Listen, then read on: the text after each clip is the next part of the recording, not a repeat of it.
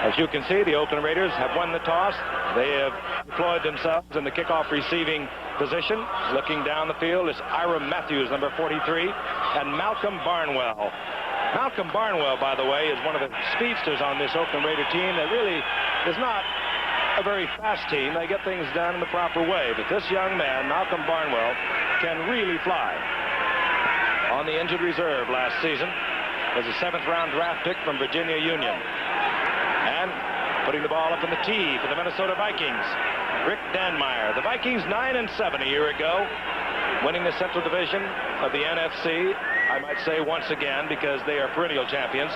The Oakland Raiders 11-5, and they played their wild card right into the Super Bowl where they won it all. And the quick shift by the Minnesota Vikings. Will they try the onside kick? No, they kick to the corner, and it will be Ira Matthews. They kick away from the speed. Matthews piled up out over the 25-yard line, and we will see offensively the Oakland Raiders come out onto the field. Howard is a team, I think, that was disappointed in Denver last week. They couldn't put anything together. Well, they were not playing that game. They may have accepted all the plaudits in the Super Bowl victory too readily, and also their real leader, Al Davis, has been busy with his lawsuit against the NFL, even as Pete Rozelle has been busy with the defense of that suit. Now, according to Davis, they're ready to go to work tonight. Look for them to throw deep against young cornerbacks. And Bob Chandler, the gifted receiver, not with the team. He was hurt in Denver. As we watch on 1st and 10, Kenny King turn the left side, run into trouble there as the Vikings move out of their 3-4 defense, which is very new to them. We'll take a look at it.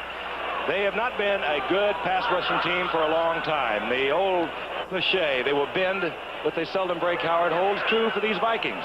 Their greatest strength is in those linebackers whom you just saw. Their greatest weakness may be right there. They play a deep zone. It is the Davis theory. No matter what the other team's strength is, go with your strength. Throw deep, even against that zone. Kenny King got a couple, 2nd down and 8. Kenny King, once again, right side, piled up, line of scrimmage. Capacity crowd of 48,000 plus, loves it. Howard mentioned the linebackers of the Minnesota Vikings that actually dictated their move to a 3-4. Scott Studwell had beaten out Jeff Seaman a year ago, the longtime 9-year veteran of middle linebacker.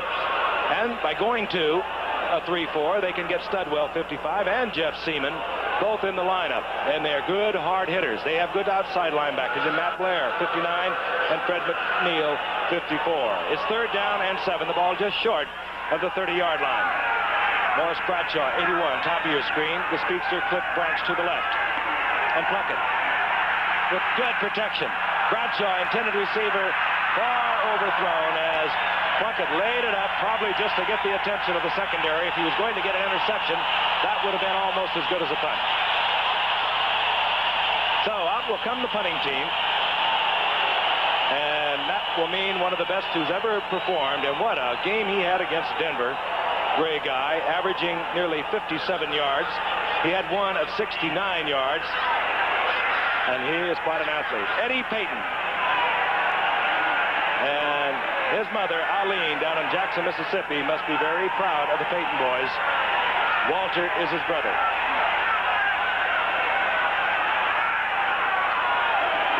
Gray guy, short hops it. I told you he's a good athlete. It doesn't get away from him, and he booms it way back to Payton at the 15-yard line. Payton, nice little move. Finds an opening on the left side. He's out over the 35, close to the 39 on a 56-yard punt by Ray Guy. They love Eddie Payton in this town. Most of you Monday Night Football fans will remember, as you look at the Vikes offensive backfield, the extraordinary night he had in the Silverdome when with Detroit against this very Minnesota team. 2 of the best kick runs we have ever seen on Monday Night Football. There's the Vikes offensive line. Again, a note to take close cognizance of Sensor, the tight end, a great basketball player who shows those skills as a receiver. He wears number 81, and he is a gifted receiver. From the 33-yard line, Dills hands off over to the left side to Ted Brown, who's playing with a special pad on a very sore shoulder tonight. And quickly, the flags drop as Matt Millen, the right inside linebacker of the Oakland Raiders, was a little over-aggressive. That will cost the Raiders. Ted Brown, fine receiver, a good runner, over 900 yards a year ago and 62 receptions. Damaged his shoulder against Tampa Bay. He was questionable right up to the start of the game. A referee tonight, Gene Barth. That was just a stupid, undisciplined, unnecessary penalty. There's your front three, and missing a key man in the middle, being Reggie Kinlaw, being replaced by Johnny Robinson, the rookie from Louisiana Tech. It may make a major difference in Oakland's ability to stop the run. They gave up a lot of yardage to Denver a week ago. On 1st and 10, Ted Brown, left side once again, piled up quickly, sliding out there defensively. Several of the Raiders, headed, of course, by the rookie I just spoke of, Johnny Robinson, a 4th-round pick.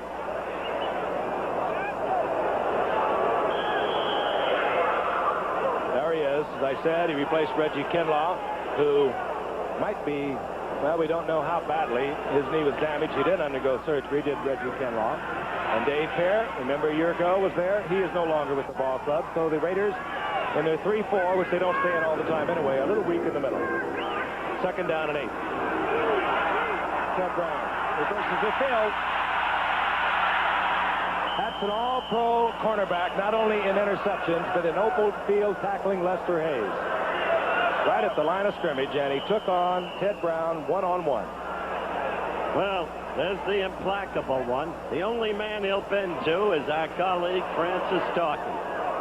In fact, Francis, somebody asked him if he talked to Francis 2 minutes before game time. He said not even for Francis. Mike Davis is down for the Oakland Raiders. Mike Davis, who turned into an absolutely superb strong safety a year ago, being treated now. Looks as though they are investigating some sort of injury to the ankle. Most underrated coach, quite possibly, because he works in the shadow of Al Davis, is that man, Tom Flores. A brilliant story in his own right, fighting back from consumption, tuberculosis. He used to quarterback these Raiders, a receiver coach since 1972, and filled the big shoes of John Madden when he took over 3 years ago. But the concern right now is for Mike Davis, a major part of that Oakland Raider legend of a year ago. Doesn't look good, does it? No, it doesn't. There he is, of course, the key play perhaps of the Oakland Raiders season, their drive for the Super Bowl, the interception late in the game against Cleveland that provided an Oakland 14-12 win. We'll get a further report as quickly as we can on the condition of Mike Davis. Kip, it's interesting that the Vikings have tried to run the ball each down so far. They have not been known as a running team. They are predominantly a pass team. Last week they passed the ball 63 times against Tampa Bay, but only got 1 touchdown. They feel they can run a little bit of Oakland tonight. So far they haven't. We have the 3 wide receivers in there now. Sammy White, Terry LeCount, Ahmad Rashad. Single setback, so we still have Joe Simpson, the tight end, on 3rd down and 7. A lot of time for Dills, and yet he could not find the receiver, and he finally was hammered there, and guess who? Ted Hendricks. And that will bring up 4th down. Interesting that Fran mentioned the 63 passes Dills threw last week. The last one was perfectly thrown to a Tampa Bay defender for the touchdown that gave them the game. Yeah, but you know, Howard, it was the only interception he had the entire night. Inopportune But he was time. in field goal position. A very bad call. He didn't make that call. They send that in. I don't think it was a bad call, though. Their kicker doesn't have a lot of range. You had a quick glimpse of Ira Matthews, a dangerous return man for the Raiders. And, of course, Greg Coleman is the punter for the Minnesota Vikings. Coleman looking for the left corner. Matthews would like to field it. Coleman gets a good bounce. Out of bounds at the 15-yard line. Fine punt by Greg Coleman. So the Oakland Raiders will begin at their own 15-yard line as Jim Plunkett talks things over on the sidelines. Touchdown passes came last year when Jim Plunkett took over from an injured Dan Pastorini after the 4th game against Kansas City. And from then on, it was the Cinderella story that you have read and heard so much about. Plunkett looks over the 3-4 defense of the Vikings, 1st and 10 at his own 15-yard line. And Plunkett misses the handoff to Van Egan, and down he goes. And there will be a loss of a yard and a half. Defensively, Doug Martin was there, and Mike Davis is now being assisted from the field, and again, we'll get a report as quickly as we can. Now, that is a very serious matter for the future of the Raiders if they're to defend their championship. 2nd Second down and 11. Again, wide receivers, Morris, Bradshaw, 81 in there because Bob Chandler damaged his spleen against Denver, underwent surgery, and still says he'll be back for the season. Cliff Branch, the other wide receiver, with a lot of speed. Flag is down. Plunkett fights away from Minnesota Viking pursuers, dumps it off incomplete in the general direction of Kenny King, but again, a flag is down. Holding, and the Raiders will be detected holding, and they may not take this because it'll just be half the distance to the goal. And the down would remain the same as we look at Gene Barth and Company. Not a bad business to be a president of an oil company. Money doesn't buy his own franchise. Holding, 63 offense, refused, third down. Upshaw holding on the left side. Even though refused, it represents 2 major penalties against Oakland with less than 4 minutes played. Not a happy augury as you look at Tom Flores, who knows it very well. Third down, a little more than 10 for the Oakland Raiders. Cliff Branch, split to the left. Bradshaw up there at the top of your screen. Has the speed but not the moves of Chandler. No flags are down. You detected movement, I'm sure, however. Still there are no flags, so it'll be fourth down. And if you're going to have somebody punting from the goal line, it may as well be Ray Guy, and he moves onto the field, plunk it off. Interesting thing, the Vikings went with just a 3-man rush, 8 men dropped back, and they still got pressure, Howard, with just a 3-man rush against 5 blockers. Not only that, a mix-up between the intended receiver, Cliff Branch, and Plunkett. Branch stopping dead on the spot, in effect button hooking, and Plunkett throwing downfield. He had expected Branch to keep running in a different route. There is Eddie Payton. He is 55 yards from the line of scrimmage. That's the respect he has for this man, Ray Guy. Guy bangs one that will go out of bounds at the 40-yard line, and a flag is down again at the line of scrimmage. And you're going to have a holding call on Oakland again. This one I would assume they will take, because then Guy will be kicking from the end zone, and Eddie Payton will have an opportunity for the run back. Tom Flores, interesting. It was, what, the 4th Super Bowl? He was a backup quarterback for the Kansas City Chiefs when they stunned everyone with their win in New Orleans, and he has a Super Bowl ring from Kansas City. Also played at Buffalo. 3 major penalties still within the first 4 minutes. Holding, 84 offense, still fourth down. Derek Ramsey holding, and now Eddie Payton still respecting Ray Guy, who will kick from his end zone. There he is on his own 40-yard line.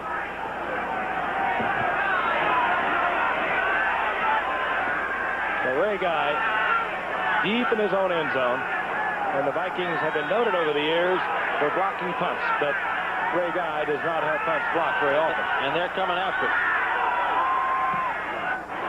Guy, another booming, towering kick that again will go out of bounds, and I'll tell you, that is awfully good accuracy. If that should slice just a little bit, he would lose a lot of yardage, and he gets a lot out of the punt from the end zone, does Ray Guy. But that's nothing new with this man. He's been the best around for many, many years. We'll be back.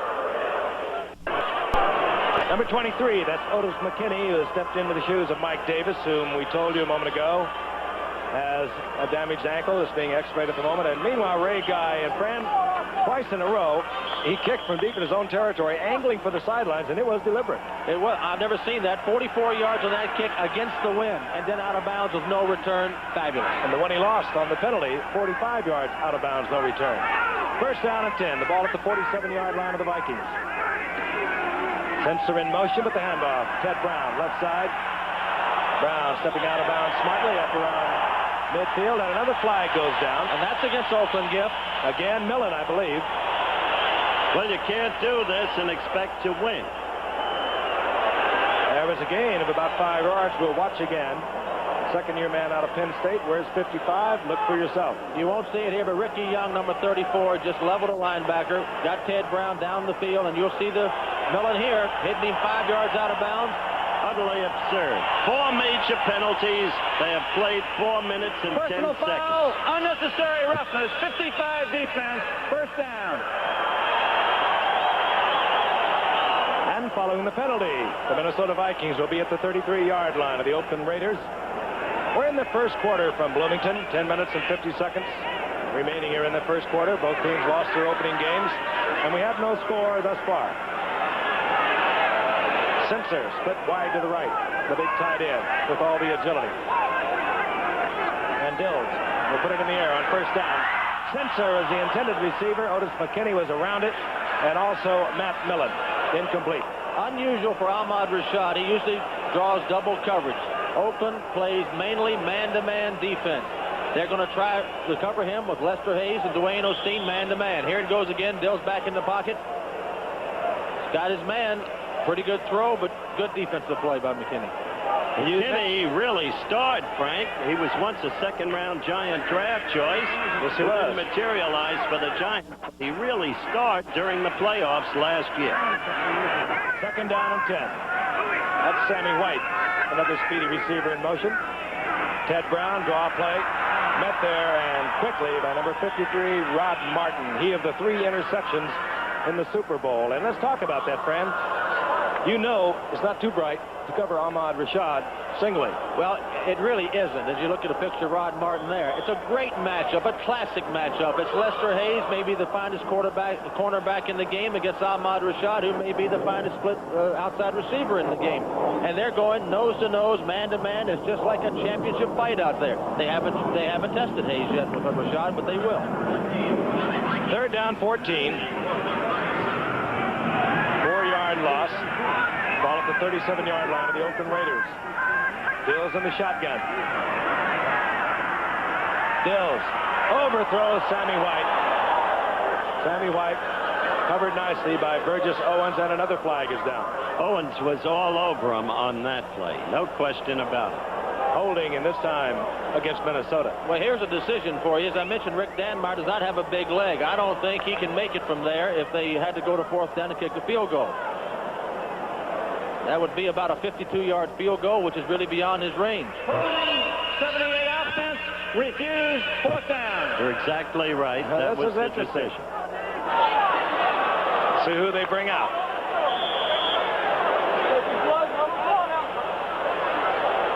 Well, I suppose Bud Grant agrees with you, Fran, as they bring out Greg Coleman, the punter.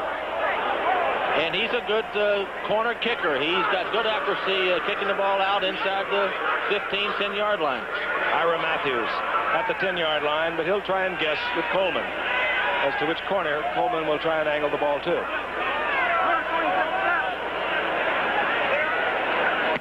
Coleman, right? Footed kicker, angles to the right, catches the end zone. That'll bring it out to the 20. And there is a net gain of 18 yards. Bud Grant cannot be too happy thus far in this young season. We'll be back. We're in Bloomington, Minnesota. The Oakland Raiders, following the touchback, will have a first and 10 at their own 20-yard line. We have no score. Vikings in a strange defensive alignment, at least for me. They had a 3-4. That's new for them. Kenny King, right side. Piled up there. Doug Martin, Mark Mullaney, both out there defensively for Minnesota. It shows a change in the game, Giff. You remember the old purple gang of Page and Eller and Marshall and Larson that dominated teams. Defensive lines don't dominate teams anymore in this league. The linebackers and defensive backs do. The Vikings have gone to the 3-man line with 4 active linebackers because they couldn't defend the run. Now tonight, so far, they've defended the run very nicely. More to it than that. You use what your strengths are. In the case of Minnesota, the careful drafts of the 70s produced their greatest strength in linebackers. Loss of 2. It'll be second down and 12. Ball at the 18-yard line of the Raiders. Kenny King, left side, big opening. Has a blocker in front. Down the sidelines, and he gets the first down with a nifty run out close to the 38-yard line. Kenny King, who came for a relatively cheap 2 7th-round draft picks of Jack Tatum a year ago, has made a difference for this ball club. Well, here's an end zone replay. As I was just saying, the 3-man line is tough against the run, but here they go left behind Upshaw and Shell, which they have done for about 1,000 years. And they get a big hole, and there's Branch trying to get down in front of Willie Teal, the rookie cornerback. There's a picture of King. What an addition to this team he made a year ago. They go to the right side, lose 2. They come to the left and pick up yardage for the first down. On first down, Plunkett back. A lot of time, no receiver. Now he finds Chester. Chester upended there. Nice tackle. Coming up quickly, number 25, Kurt Knopf. Now remember, Minnesota plays a deep zone. They're laying back against Plunkett's greatest threat, the deep pass. But again, it is the Davis theory. You go with your strengths. He's got speed receivers, particularly Branch. And in the long run, he feels that Plunkett will be able to crack that center. Well, he's going against a rookie cornerback on one side and a cornerback on the other side that was cut by the Detroit Lions 2 weeks ago. So he's got some vulnerability back there. Second down and 7 from the 40-yard line. Plunkett. Chester is there, but does not hold on and is picked off.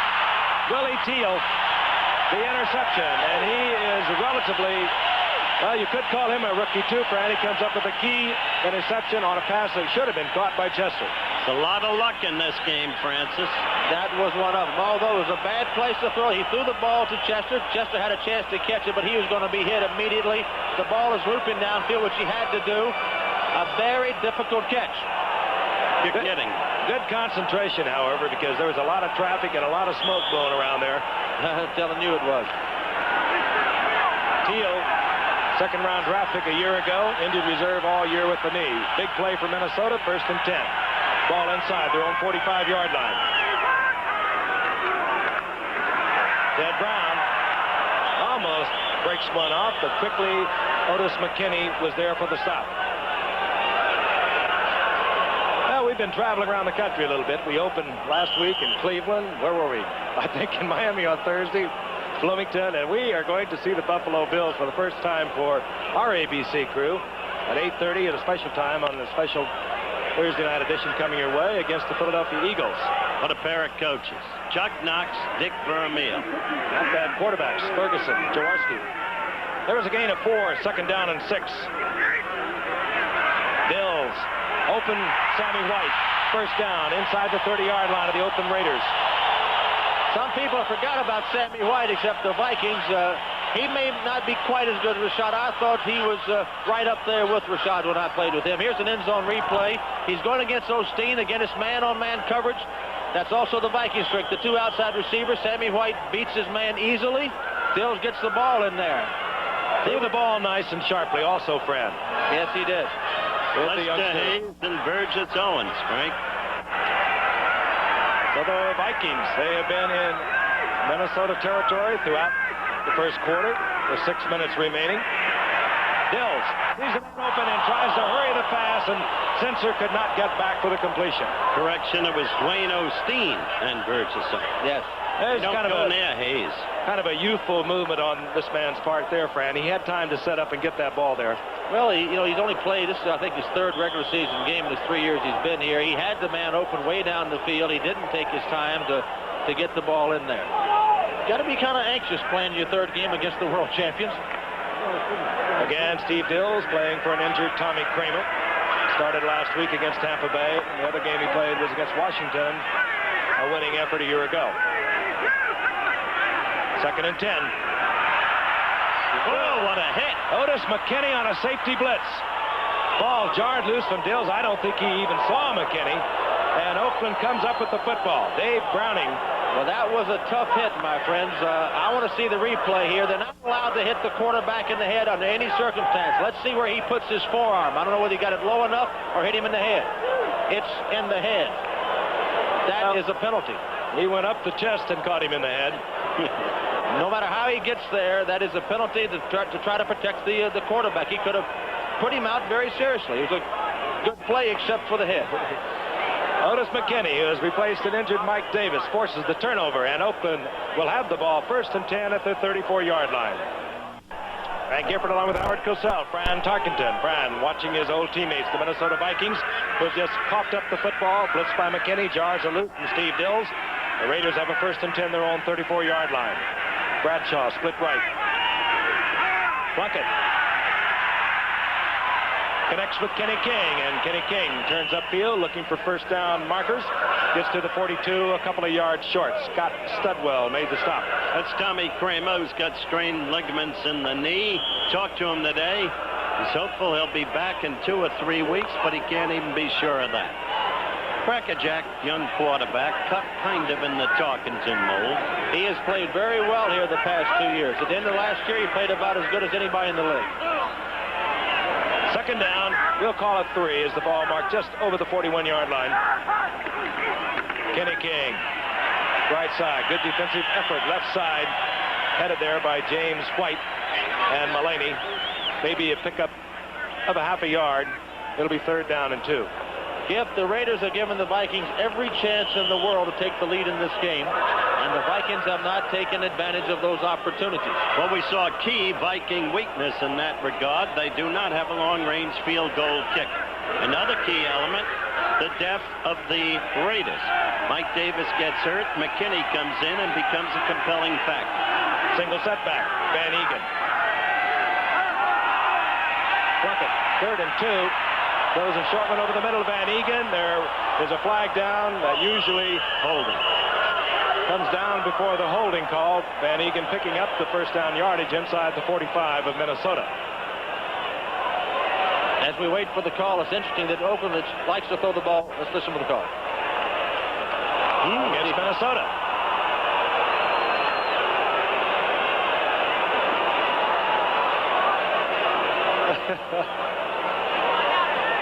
My goodness. Well, now wait a minute. I thought those guys were up here in the booth with me, but evidently they're out there. Howard, Frank, come back. I'll call Dr. Tom Reese immediately. There was talking to the major lift. The point I was making, Howard, is that Oakland does like to move the ball down the field. Here's the call. 79 defense, a push to the face, penalty refused, 1st down. Doug Martin, penalty refused, 1st down on the completion to the 45-yard line. Mark Van Egan. But being the great team that Oakland is, they adapt. They're going against a deep drop zone. They're dropping the ball off to the backs, which is exactly what they should be doing to bring that zone up tight. Exactly right, my friend. Derek Jensen replaces Van Egan. King with a little screen in front. Raymond Chester sliding out to provide the block. And King. Well, the big gets inside the 42-yard line. Excuse me, Giff. While the big yardage didn't materialize on that play, Fran, a clever call. A very clever call. You know, they got a positive play out of it. Oakland didn't win the Super Bowl and hadn't been the team of excellence for all these years because they were dumb. Dumb they are not. The only wild card team ever to win the Super Bowl. Bradshaw goes to the right. Out to the left is Cliff Branch. There was a gain of 3. It'll be 2nd down and 7. King on the draw play. Big opening. Watch out. Has a blocker in front. And King just rolling down close to the 20-yard line, taking Tommy Hammond with him. And Willie Teal. Interestingly, he ran right behind Henry Lawrence and Mickey Marvin. He did. He read his blockers well. He got good blocking there. Good block by Derek Jensen. Had a good block. And look at the receiver trying to block down there. He did all right. It's hard to block downfield. He kept his feet, trying to keep in front of the defensive back. He didn't get him out of the way. But Kenny King, again, gets big yards. Midnight for football. Temperature 65 degrees. Nevertheless, Kenny King gets a breather. 1st and 10, Oakland. 21-yard line of the Minnesota Vikings. Plunkett quickly to Branch. And Branch with the quick feet down to the 10-yard line. That is a tough situation. You got Cliff Branch, a perennial all-pro receiver, against a rookie cornerback, Willie Teal. He was here a year ago. As you watch Cliff Branch, look at his numbers, but he's on injured reserve. Watch how far off Willie Teal is. He's a good 7-8 yards off, and Branch gets the play. That's the kind of play that I'm sure Cliff Branch came back to the bench and said, look, this guy's playing 11, 12 yards off me. Let me do a little quick hitch on him. Again, it's not what Oakland wants to do, but they're taking what the Vikings give them. And they're doing this against a very strong wind. 2nd quarter, they'll have the wind at their back. 1st down, goal to go. Safety blitz. Martin Whittington, right side. Down close to the 6-yard line. Mark Mullaney sliding out there defensively to make the stop. That's the great man, number 83, Ted Hendricks. I'll tell you, Teddy, you're going to have competition. What Arnsparger is doing with A.J. Dewey is trying to make another Ted Hendricks out of him, and he's well on his way to doing it. Man started 176 consecutive games going back to 1969 with Baltimore. Fran said he'd never make it. Not true. Second down, goal to go. The ball at the 6-yard line. Van Egan back in, number 30 with Whittington, 22. Whittington. Inside the 5, just barely. Good defensive effort there by the middle of the defensive line, and safety man Tommy Hannon helping out Scott Studwell. The play didn't pan out for a score, but at that position on the 7-yard line, someone may question why a draw play. It's a great place for a draw play. You're trying to get a quick rush from the defensive line. If you pop the seam, you've got 6 points. They got a positive play. They'll have to throw this time. Fran, you were there when they drafted Scott Studwell on the 11th round, and boy, did he turn out well. Well, he beat out Seaman at the middle linebacker spot. Now they go to the 3-4. Both of them play. Third and goal. Bradshaw and Branch split to the left. Chester up on the right, top of your screen. Long count, hoping to draw them off. Flag goes down. It's up in the end zone, incomplete.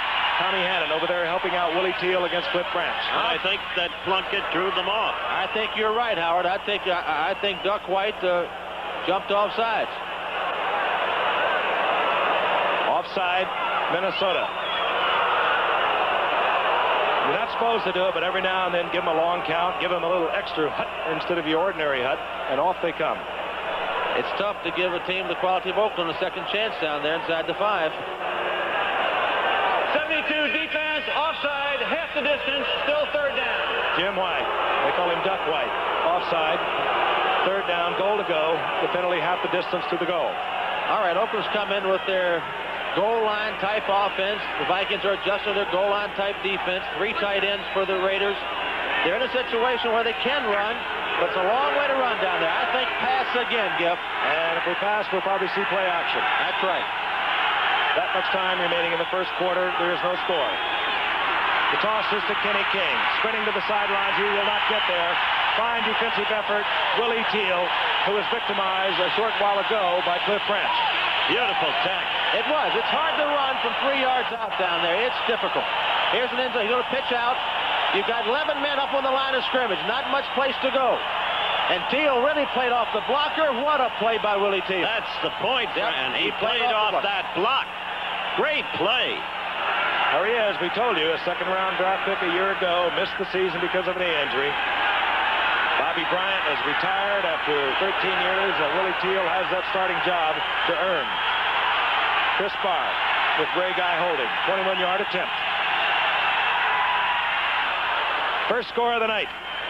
With less than 2 minutes remaining in the first quarter, Minnesota having blown several opportunities. Finally the sack on their quarterback Steve Dills, and Oakland took it in. We'll be back. The chant is Eddie, Eddie, meaning Eddie Payton. Howard told you a moment ago in '77, he went 98 yards against this team in Detroit for the kickoff return. He went 87 yards on a punt return, both touchdowns, so Bud Grant said, I better get him. He's available, and here he comes. That is Eddie, saved by Chris Barr, the man who kicked it off. And Eddie gets it out over the 35 to the 31-yard line. At each end of the field, he's got his coterie of bleacher bugs who just adore him, and thus that chant, Eddie. Here he comes. It's a low kick, and watch Eddie Payton do it. Good kick return. He gets up the field in a hurry. He's got good blocking. The Vikings work long and hard on their kickoff return, as everybody does. And he's an inspired little player. I understand he's got a brother that plays in the National Football League. Yes, he's got a brother.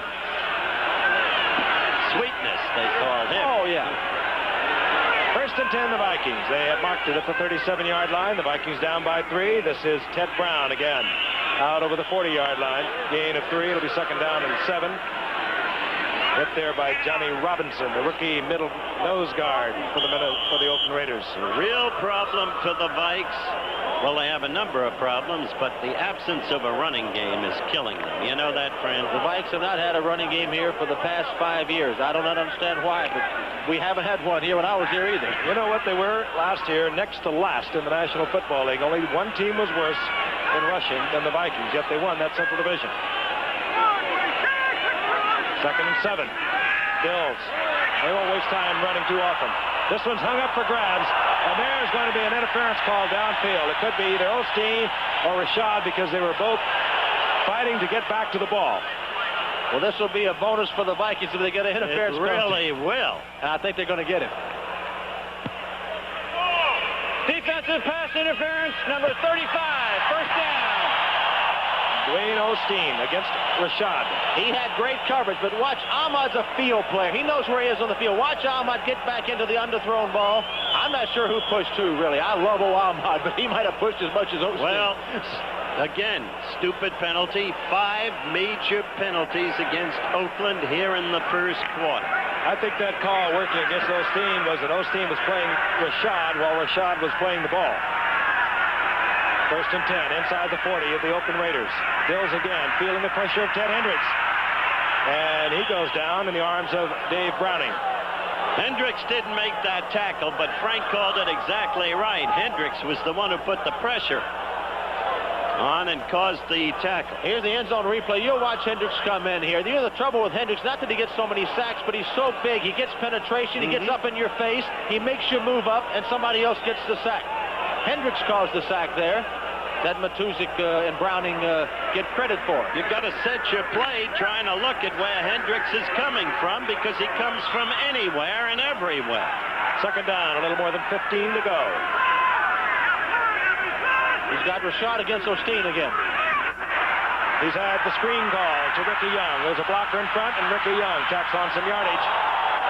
Heading down inside the 35 to about the 33-yard line. Ted Hendricks again with Randy McClanahan on the stop. Well, they got Young in the trade for White. They got him when Francis was still there. Francis quickly discovered that he was superb coming out of the backfield on the pass. Final seconds of the first quarter ticking off. Minnesota Vikings short on their first down attempt. They will have a third down and 3. The ball will be... Lester Hayes without the sticker. The NFL's top defensive back, and there is one. And our graphic without the 5 playoff interceptions. He had a total of 18 a year ago. Third down and 3. Minnesota, in all probability, will pass. They do not. They give the ball to Ted Brown, and they're short of the first down. Well, I'll tell you why they did that, Giff. In that situation, Bud Grant will look at the thing as a 2-down situation. He would have got, if he'd have gotten close, he'd have run again on 4th down. I think he'll still go on 4th down and try to pick up the first down. Because of the basic weakness, no field goal kicker. The greatest Minnesota strength thus far was in containing Oakland to a field goal. Oakland couldn't get in for the TD. That may penalize Oakland later in the game. A field goal attempt would be some 48 yards. Apparently, Grant not having the confidence in Rick Danmeyer to kick it that far. So on 4th down, the Minnesota Vikings will go with it. And he will throw. Sensor in motion. Hendricks again. For the end zone, Sammy White overthrown. And the Oakland Raiders defensive team will give their offensive teammates good field position. He didn't have a lot of room, but I thought Sammy White had a step or 2 on Lester Hayes. He did, but Dills was feeling the breath of Hendricks. Again. The Oakland Raiders leading 3-0. They got a field goal out of Chris Barr from 21 yards out. Uncharacteristic, though, of Minnesota to go deep on 4th and 3 when you've got to have a first down. As well as they throw the ball to the backs, you would certainly think they would have tried to gotten one to the backs in. They didn't. Jim Blackett, Cinderella boy from a year ago, looks it over. Puts both backs in the pattern. Van Egan picks up. Cliff Branch is open, and I do not believe that he had possession of the ball. No, he did not. They have finally, with a late indication, incomplete. Well, they went back to their deep passing game, Howard, and what happens there, you've got linebackers back so deep that they squeeze the receiver. Very difficult catch. There's one of the best, number 59, Matt Blair. Well, watch here, and you'll watch the linebackers getting 15, 20 yards deep. They try to squeeze the ball in. He throws it well, but he cannot hold on because McNeil, 54, is crunching him. Here's the reverse angle. You'll see it again from another spot. This is our camera across again. the field. He's got the ball. Should have caught it. Could have made the catch, but it's a lot of traffic in there, and that ain't easy. Fred McNeil all over. Second down. Kenny King left side. Kenny King turns the corner, eluding the pursuit of James White, and gets out to the 39-yard line, where it'll be 3rd down and 2. NCAA football coming your way this Saturday, live at 1:30 Eastern, 12:30 Central, 10:30 Pacific. Number 1 ranked Notre Dame takes on the 11th ranked Michigan. Michigan, of course, upset this past week in that game at Ann Arbor, Michigan, where you can't hear yourself think. College football on Saturday over most of these ABC stations. By the way, these rankings from the Associated Press. Johnny Faust getting his season off in a winning way. He's a high-step guy, Giff. Well, took his entire high school with him. Kenny King left side, down he goes. Fred McNeil is there defensively, and a flag is down. Some play by 54, Fred McNeil. Played very well here during his career. First round draft choice out of UCLA. Oakland Raiders backing off. Holding, 78 offense, penalty refused. Art Shell on the left side, holding. Interesting note, this offensive line of the Raiders, if you include Raymond Chester, has 63 years of experience. About 50 of it between Shell and Upshaw. Shell in his 13th year, Upshaw in his 15th. Upshaw, by the way, started his 204th consecutive game tonight, going back all the way to 67. Ray Guy's got the wind in his back. Giff, he may kick it out of the stadium here. They're going to try to block it. And Guy had to hurry. It came off the foot. I don't know whether anyone got a hand on it or not. He still gets a little roll inside the 35. You might remember some years ago, the Vikings played the Raiders in the Super Bowl, and Ray Guy never had a punt blocked in his career, and Fred McNeil blocked that punt on him. Here again, they almost blocked it, caused the bad kick. Teal was also in there. Here they come. Well, he kicked it under him. It was a pretty good kick by a guy who wanted to kick it under him. It was not blocked, but it was certainly different. He got a break on the roll, too.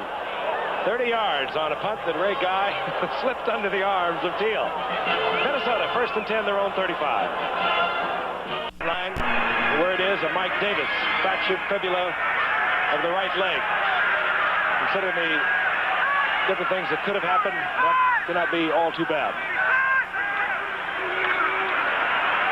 Dills, wide open is White, and Hook slides and drops the football. The offensive coach of the Vikings is Jerry Burns. We'll get back to that in a minute. Let's watch Ray Guy. You don't see the versatility of Ray Guy and how good he really is. They were going to block the kick. Rather than give up the block, he saw the man. He kicked it low and got it under his arms. I think he's that good. Somebody else may think he's not. That's very good. Yes. That's amazing what he did. Well, he is amazing. Tell you, Oakland looks like they're sitting on their Super Bowl laurels. As a team, they look terribly sluggish. They failed to get it in when they had the shot. Terry LeCount is in, number 80. It'll be 2nd down and 10. Again, the ball at Minnesota's 35-yard line. They trail 3-0. Dills tries to squeeze the ball in front of Lester Hayes to Sammy White. It'll be 3rd down and 10. We're going to pause 5 seconds and allow our stations identify themselves. KNTV 11 San Jose. I think I agree with you, Fran. I think Ray Guy saw Teal coming in, didn't want to get a block, kicked it underneath. Again, if you just joined us, Minnesota had many opportunities in the first quarter. They could not capitalize. The Oakland Raiders forced a turnover with a blitz of Otis McKinney against Steve Dills, and then took it in, covering half the distance of the field. Shotgun, settling for 3, and they lead 3-0. 3rd and 10. Dills, Stark, getting away, this time from Hendricks, and going to Sensor. Sensor will get the first down on a good effort by the big tight end. And a good effort by the young quarterback to get away from the Stork. That's exactly right, in my opinion. The Stork was there again, all over the kid. He kept his paws. He found the athletic type receiver, Sensor, who so much resembles Dave Logan in terms of basketball background. There's Dills. He gets it off the censor, and he was glad to see Joe Censor there. As I was going to make the point a minute ago, Jerry Burns tried, the offensive coordinator of the Vikings, who calls the plays, tried to use the run tonight. We're not going to see much more running out of the Vikings. They're going to line up and throw the football. 1st and 10, 47-yard line of the Vikings. Dills back, man open. Sammy White, he does not hang on once again. Defensively, Burgess Owens. I'd like to qualify what I said about Mike Davis. I'm really not going to qualify it. I said, considering what it could have been in the injury, we've been told it's a fractured fibula. And Fran and I both speak from authority. Yes, we both have had fractured fibulas. Depending upon where the break was, it could mean 2, 3, 4 weeks, up to 5 or 6 weeks.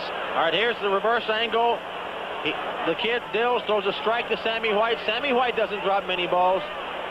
But he did that time, but then he gets a very good shot. Burgess Owens. 2nd down and 10. Ahmad Rashad took left. Flag goes as Ted Brown tries the middle. And it will be a procedure call. Ball start, 73 offense. Ron Yeri, the longtime veteran at right tackle for the Vikings, with a false start. And they get no choice there. He blew the whistle before the play started. They'll have to take the 5-yard mark off. Interesting that last time, Howard, the young man Dills had protection. He threw a strike. No ground game at all. No ground game at all, but any quarterback has got to have protection in order to throw the football. Actually, both defensive lines have put good pressure on Plunkett and Dills, and neither one have thrown well tonight. If you give them protection, both of them will throw well. Ricky Young in there. Number 34, along with Dills. Ricky Young, fine receiver, and Dills puts him out of the backfield. And Dills again forced to hurry his pass. He again had tremendous pressure. Rod Martin was coming. And Dills had to unload it before he wanted to. It'll be 3rd down and 15. Interestingly, Giff in there on the coverage, Monty Jackson, once considered perhaps as good a cornerback as there was in the league. Not only was he considered that, Howard, he was. But he hasn't been that for the Raiders. Raiders gave up a 1st, a 2nd, and a 3rd to get Jackson in 78 after he had 2 All-Pro years with the Rams. He has not played that way since he came to the Raiders. Widely criticized deal, if you'll remember. 3rd and 15. 10 Raiders on the line of scrimmage. Dills drops the ball. Here comes Hendricks. Censor. And Censor back to the line of scrimmage. Rod Martin and Monty Jackson defensively there for Oakland. It'll be 4th down. A few weeks ago, Giff, you asked me the question, do I like the shotgun? I said no. That is one reason why I do not like the shotgun. The snap never comes the same place all the time. You get fumbles. You get ball snapped over your head. You get ball snapped on the ground. I don't like it. I'm in the minority, but I still don't like it. But you notice how every time the viewers are saying 83 Ted Hendricks. Coleman will punt. You had a glimpse of Ira Matthews at the 15-yard line of the Oakland Raiders. Beautiful punt by Coleman. High, a lot of hang time, and the Vikings are downfield. Here comes Matthews with a good return out to the 30-yard line on a 46-yard punt. So Ira Matthews, who could have been nailed as far back as the 15-yard line, works it out to the 30, and the Oakland Raiders will be in good field position, leading by 3. Remaining in the first half from Bloomington, Minnesota. The Oakland Raiders out over the Minnesota Vikings, 3-0. The Raiders 1st and 10. The ball inside their own 30. Once again, we'd like to reassure the parents of Mike Davis, not a serious injury, even though it sounds maybe worse than it is, a broken fibula, that he should be all right with no major problems. Out to the 35-yard line goes Mark Van Eegen. And Howard, you just mentioned in the commercial, you wondered why he had not been carrying the football tonight. Couldn't understand it. Those quick poppers up the middle, he's not the greatest running fullback in the world, but he still has a functionality, and it's in that kind of play as well as coming out in the backfield where he's a good receiver. Van Eegen is a football player. It'll be interesting to see if Oakland will go back to their short passing game. The only thing they've had success with tonight is the short passing game. 2nd down and 5 following the 5-yard pickup by Van Eegen. Plunkett throws the ball before Branch made his cut. Covered there, and not badly, by Willie Teal. There again, the defensive pass rush of the Vikings forced Plunkett to throw the ball much sooner than he wanted to. If he'd have had the protection, he'd have had Branch for a long gainer. He didn't. But he did go to the long ball. He did go with the long ball and not a completion. 3rd down and 5, and as we see all over the league now, the specialty units coming onto the field. Minnesota anticipating pass. They bring in their 5th or 6th back. As we look down, it is 6 backs that are now in there defensively. 6 backs and 1 linebacker, 1 Matt Blair. That's not a bad one to have in there. He's like a defensive back. 3rd and 5. The Raiders from the 35-yard line, leading by 3. Bucket again anticipating the move, only this time it's Bradshaw incomplete. And he had Bradshaw wide open. And pressure from Mark Mullaney for Minnesota. Again, the pressure caused the errant throw. Most people can throw when they have good protection. I remember Pluck in the Super Bowl last year. He got protection. He completed passes. Jaworski didn't get protection, and he didn't complete passes. That's simple. Eddie Payton drops back to his 10, and the offensive machine, Ray Guy, along with Dave Jennings of the Giants, they have to be almost in a class of their own in terms of punting. And they're both fine athletes.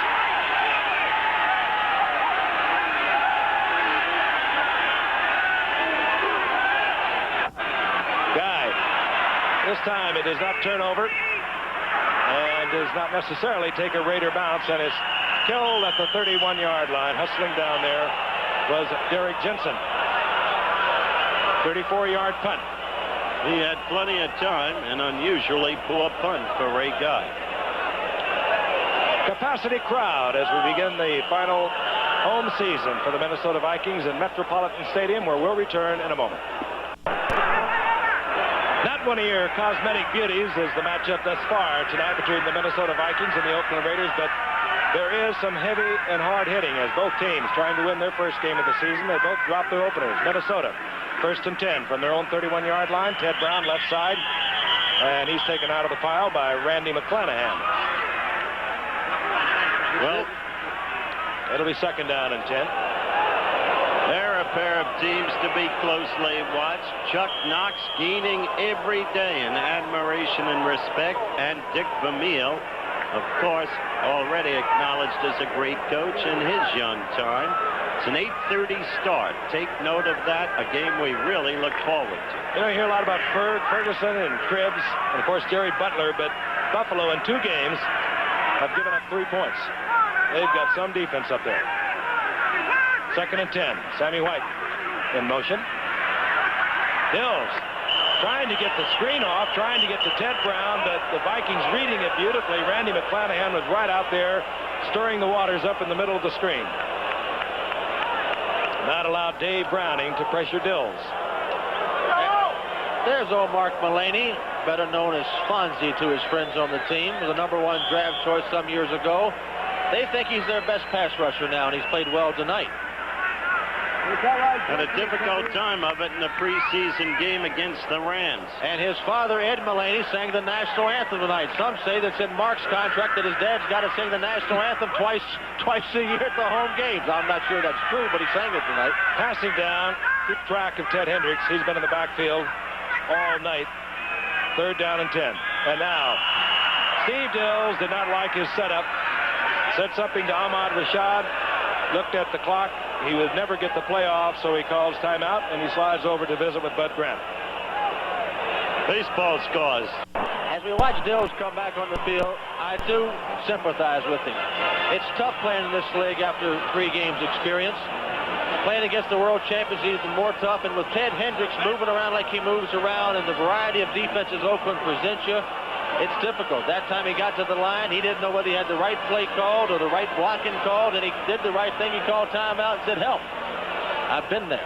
Again, Dills in there because of an injured knee to Tommy Kramer. Kramer has been moving around, still has a brace on the knee. They do not know how long he'll be out. 3rd down and 10 for the young quarterback out of Stanford. Ball just over his own 30-yard line. There was movement, but no flag. Dills.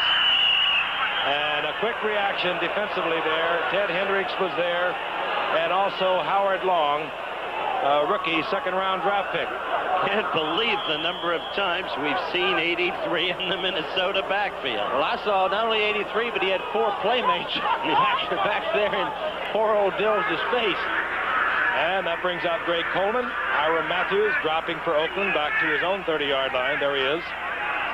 has never really lived up to his punt return capabilities that he had when he was a draft pick out of Wisconsin, where he led the nation, in the sense that he's never really broken off a long one.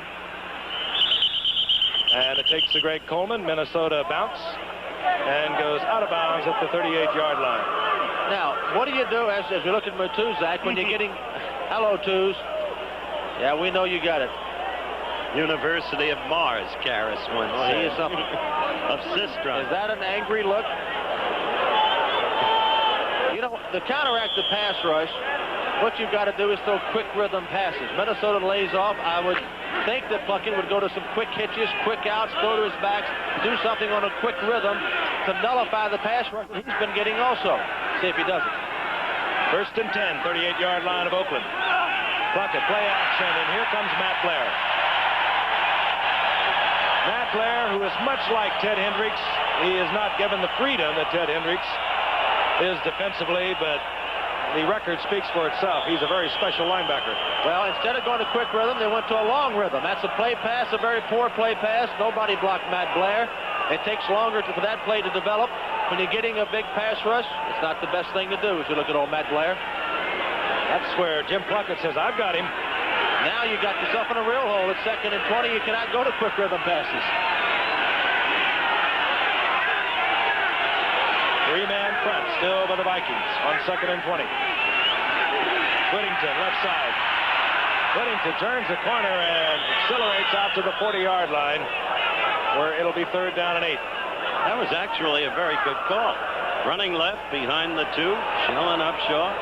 Well, 2nd and 20. Everybody in the house thinks you're going to pass, exactly. and they use some kind of a trap action, which they did on the linebacker outside. Is not all bad, and they broke it out.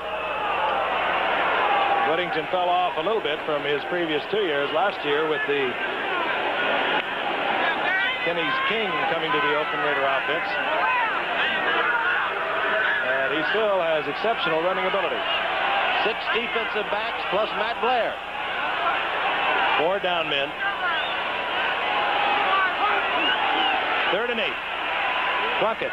My goodness. And he apparently had things mixed up with Morris Bradshaw. He wanted a fly from Bradshaw, reading man-for-man coverage by John Swain. It's a good thing that Bradshaw didn't change it up because Tommy Hannon came over deep. Yeah, if he read man-to-man coverage where he was trying to throw it up, he was throwing right into the teeth of his zone. If he'd have turned it up, you're right, Giff, he'd have had an interception. 4th down again. Our punter's getting a lot of exercise tonight. They really look just terrible for Super Bowl team champions. Al Davis sitting upfield. Looks like he's going crazy. Ray Guy will punt. Eddie Payton at his own 12-yard line. They got the block on again, Giff. The center man, Todd Christensen, the tight end. Ray Guy reads it, and he just really hammered this one. It's in the end zone for the touchback, but that was a 60-yard effort by Ray Guy. And, of course, it'll be brought out to the 20. But if we are saying a lot of nice things about Ray Guy, this man deserves it. Eddie Payton is not having many opportunities to return the punts of Ray Guy. No, but the key thing there, he's had to punt 5 times in 1.5 quarters. That's amazing statistic. And it'll tell you something about your offense. They're not moving the football. Or maybe Minnesota's defense, which is stopping. First and 10, Minnesota at their own 20, again down by 3. The only score of the night, 21-yard effort by Chris Barr for Oakland. Play action by Dills. A lot of time, dumps it to Ricky Young. Ricky Young out close to the 28-yard line for a gain of 8. It'll be 2nd down and 2. You've got to love Ricky Young. He comes to play every day. He's one of the maybe 5 or 6 finest blocking backs in football. He's as good a receiver out of the backfield as there is in the game today. Not a great runner, but a great team player. That's Ricky Young. There's another guy they got from New Orleans, not worked into the system yet, who I think is the best coming out of the backfield in the game today. Galbraith. 2nd down and 2. Sensor, the tight end, has the first down out to the 39-yard line. Now, Steve Dills is going to some quick rhythm passes. Exactly. Matt Millen made the stop, and Mike Davis has come back onto the field again. Unless you're familiar with it, you know that a broken fibula is not all that serious. And again, the length of inactivity will be determined by where the fibula is broken. If it's broken low, it'll be longer. If it's broken higher, it'll be less time. First down and 10, Minnesota. Pressure against Dills. Forget it! Burgess Owens reading that beautifully. And where did the pressure come from? Dave Browning, number 73, and Rod Martin on the blitz. Boy, did Burgess Owens time that out. Dills never saw it. No, when you put that kind of pressure on the quarterback, it causes those kind of plays.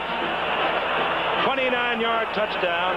Another interception by a team that intercepted more passes in the league than any other team last year. Taking a draw, trying to get the ball out on a quick screen to Ricky Young. Just didn't see Owens. That's what a defensive back dreams about. Caused by the great pass rush. Great pass rush and pressure like that creates big plays for the defense. Everything they've done tonight, Oakland, has been on defense. And Chris Barr is setting up to make it 10-0. Through the uprights, and it is Oakland 10, Minnesota nothing. And you were so right. Otis McKinney forced the turnover that the Raiders took in to a 21-yard field goal. And now Burgess Owens has gone in from 29 yards out, picking off the youngster Steve Dills. All right, here we go. Here's the low angle look. You see 53, Rod Martin putting the pressure on 73, Browning. You see Ricky Young here trying to wait for the reception, which never gets to him, but you see Owens go in. Yesterday, there were 3 defensive touchdowns in the National Football League. Defensive touchdowns. All 3 of those teams won. Nobody lost that made a defensive touchdown. That's a ball. Well, as you watch the Oakland Raiders, I think of something Jim Finks, the general manager of the Bears, told me at the Bears training camp this summer. He said Oakland has a way of fitting a team together, the right players for the right spot. And he talked about the acquisitions of Otis McKinney from the Giants and Burgess Owens from the Jets. They didn't prove out at either place, both losing teams. Here, they become big winners. They fit, and that was Jim Finks' point. On and on. John Matuzak, Cedric Hardman, Ted Hendricks himself. Exactly. They found the spot for them. And Jim Plunkett. Chris Barr, short kick, flag is down, as the Vikings cover it at the 28-yard line. Again, a flag down. We might have an offside by Oakland. Yes, that's the indication. David Huffman was on the ball for the Vikings. Howard, it has something to do with sound organizations and good discipline management.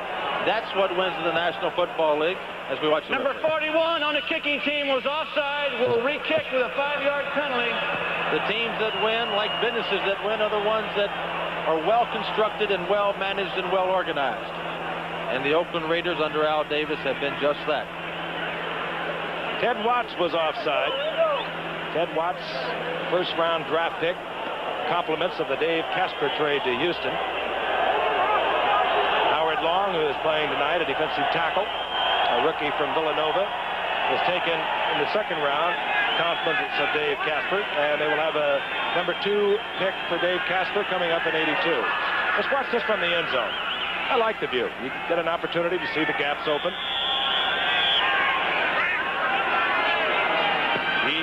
There's Eddie Payton. And here comes Eddie Payton. Out to the 27-yard line as Payton goes down. A flag accompanies him. And that should push it back half the distance. Looked like a clip. Against the Vikings. Making the point as we look at Bud Grant about good organizations. The Vikings have been just that. Bud Grant gets a lot of credit, and rightfully so, for this team. Jim Finks was the general manager that helped construct this team. He gets credit. Mike Lynn more recently gets credit. But there's a little man sitting to my right over here, one Max Winter, the president of this club, who deserves a great deal of credit. Number 52, illegal push in the back on the run back. First down. Dennis Johnson, the offending Viking. Interesting, too, it was Max Winters who signed Bud Grant to play basketball with the Lakers when he came out of the University of Minnesota. He's a great man. He does know where it's at. On 1st and 10, Ted Brown.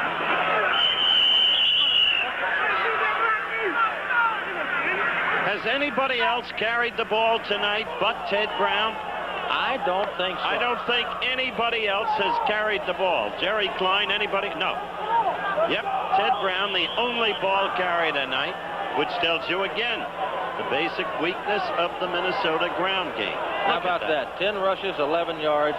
This team has difficulty rushing the ball, obviously, and you need to rush the ball some. As I mentioned, they were next to last in the league a year ago. They have not improved a great deal upon it. They do have Tony Galbraith, acquired from a trade, but he apparently not ready to step into the offense. 2nd down and 9, Ricky Young. And this is the Viking offense. They run Ted Brown, throw to Ricky Young. I hate to be redundant, Howard, but that time Ted Hendricks again loomed large in the face of Dills, made him throw the ball higher than he wanted to. He couldn't zip it into Ricky to give him room to run. He does things that are suddenly effective as well as things that are not so suddenly effective. 3rd down and 5, a pickup of 3 by Ricky Young. Steve Dills on the night. The key was the interception. He had one a week ago in Tampa Bay late in the game by Neil Colsey when the score was 14-13 and Minnesota was in field goal range. Colsey took it all the way for a touchdown. Oakland jumping around, trying to upset the young quarterback. Pass complete over the middle and a flag is down. The receiver Rashad, but again a flag is down where you usually get the holding call. And that was your classic matchup. Rashad against Hayes. Rashad won the battle that time, but not by much. Hayes is right on him. They'll He's bring it back. Beautifully graceful receiver. He's a brilliant athlete. It may be in grace he compares with Swan. He's not quite as acrobatic, but the two of them are so exceptional. I don't think there's been any better receivers. Hard to say who is the best, but Rashad has been as good as any I've ever seen. There he is. He added 2 years to my career, Howard. Maybe 3. Jim Huff, the offending Minnesota Viking, half the distance to the goal. How does a team like Seattle let a guy like that go? It'll be 3rd down and 14. I don't know. Dills. Ted Brown. Far short of the 1st down at the 18-yard line. Hit there by Howard Long, the rookie out of Villanova. You can go back further, Howard. How did St. Louis let him go to Buffalo, and how did Buffalo let him go to Seattle? Buffalo let him go. I remember the juice was there, and he couldn't believe it. You know what the Vikings gave up for Rashad to Seattle? What? Bench warmer Bob Lurchmer. I had lunch with him today. At the end of his career. The old giant. That's right. That was the trade. Ira Matthews, 37-yard line. Waiting the punt of Greg Coleman. Another flag is down. Ira Matthews thought better of taking it on the run. He would have had to have kept it in full stride, and it's down at midfield. But again, a flag is down at the line of scrimmage. Lurtzmer is really a local hero since you brought his name up. He's doing a lot of commercials. He's a penalty against Minnesota. They were in motion, but Oakland will have good field position. He's got the local Minnesota newspaper, you know, the Vikings Illegal newspaper. Motion, 54 offense, penalty refused, 1st down. Well, you know, Frank, he came up to see you. I had a lot of fun with him. He would like to get into this business, and he does a series of commercials for a bank here in Minneapolis. He is a local hero. He was telling me, Fran, he walked into the stadium with you last year, and you liked to walk with him because everybody wanted his autograph. That's exactly right. Bob Lurtzman. 1st down 10. Mark Van Egan, left side. And the workhorse of the Raiders over the past 7 years. That's an 8-yard pickup. It'll be 2nd down and 2. And, you know, I find something very interesting about Van Egan. Steady, reliable, always there, good receiver. But he has carried the ball almost 1,500 times. And his longest run from scrimmage is 34 yards. Now, you know, that's an awful lot of knockdowns. It is. That remaining here in the 1st half. From the Shenango Valley, the Red Raiders of Colgate. 2nd down 2. Van Egan stays on his feet, lunges up close to a 1st down. I believe he'll have it. All right, if the character of this Viking defensive team is going to be tested right here, because they're going to have a chance in this game, they have got to keep Oakland out of scoring position before the end of this 1st half. They played pretty well the 1st half. Have not given up a touchdown. But they're going to have to show their mettle right here to stay in the game as you look at Flores. This is the first down here in the second quarter. The big play, a Burgess Owens interception for a 29-yard touchdown. Morris Bradshaw. Bradshaw powering close to another first down inside the 30. He's in the arms of number 44, Walt Williams, recently acquired, as Fran mentioned earlier, from Detroit. Howard, that's not too bad a pass. You have no threat of getting sacked. You got a man 10 yards off your receiver. You get a 7 or 8 yard gain. There's nothing wrong with that. That's not what Oakland really wants to do, but it's there. I agree with you. Not only that, you're now virtually within field goal range with Chris Barr. They'll be hurrying to get this play off just before the 2-minute warning. Puckett gets it out to Raymond Chester, and Raymond Chester short of the first down, but down at the 21-yard line, taken out of bounds there by Kurt Knopf. 2-minute warning coming up, and we'll be back with more action after this message from the National Football League. The preceding announcement was brought to you as a public service by the National Football League and, of course, Jim Plunkett. 1:56 on the clock, and as we have already pointed out, if Minnesota is going to stay in this ball game, they need to come up with a defensive effort right here. It'll be second down and 2. The ball inside the 22-yard line of the Vikings, and Plunkett trots onto the field with the play. Well, they had a big conference over there, 2nd and 1. That's the time the coaches normally send in the plays, 2nd and 1. When you have 2nd and 30, they scuff the ground and say, call it yourself. 3 tight ends are in. That would indicate run. Christensen, Ramsey, and Chester. And play action. And a man open is Todd Christensen. 6 points. Oh, boy. Here is a young man that started his career as a running back, Todd Christensen. Oakland, as they do with so many reclamation projects, picked him up for practically nothing. Tried out with the Giants, I believe. They turned him into a tight end, and they say he has a great future there.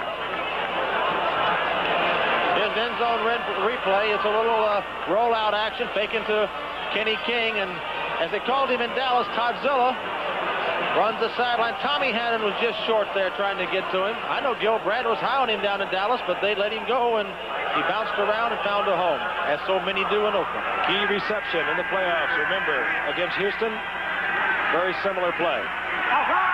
Good. This bar.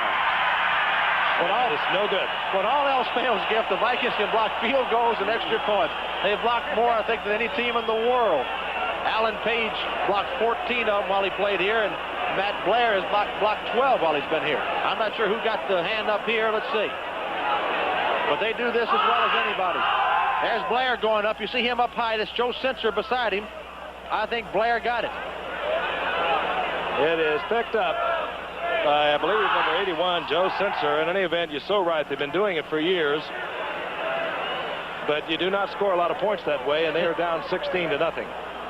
1:50 remaining in the half.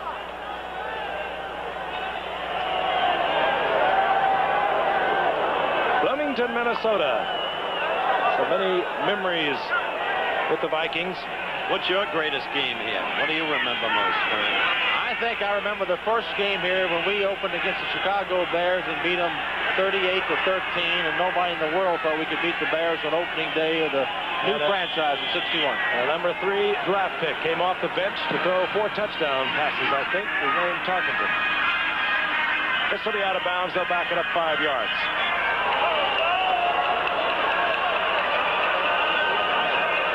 And the coach at that time, Norm Van Brocklin. Norm liked your offense, didn't he, Fran? He liked that scrambling a lot. He didn't really understand the scramble because he never was one to run very much. Actually, I played here in 1959 against the St. Louis Cardinals. When the Cardinals were leaving Chicago, they were looking for a home. They played here. They played in Buffalo, and, of course, finally settled in St. Louis.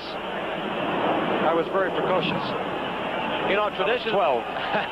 Tradition is going to be lost. You think of the Vikings, you think of the frozen tundra of Bloomington and Metropolitan Stadium and ice and snow. And I know the Rams used to hate to come here in those championship games. Now all that's going to be lost as they go inside to play.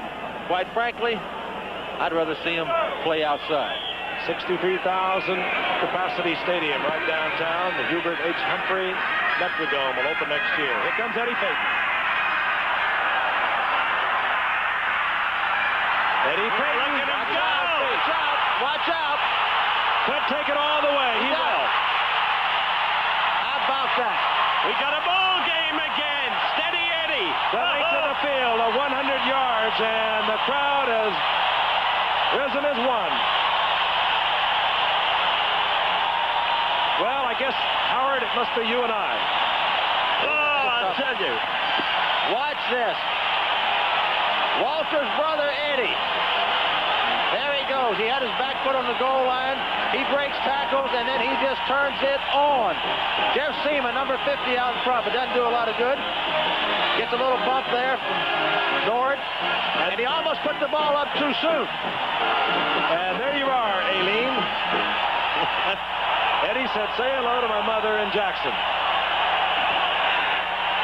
So Eddie just said hello himself, and that missed conversion looms very large for the Oakland Raiders. It does. Officially 99 yards. Hi, Mom. We've already said hello for you, Eddie.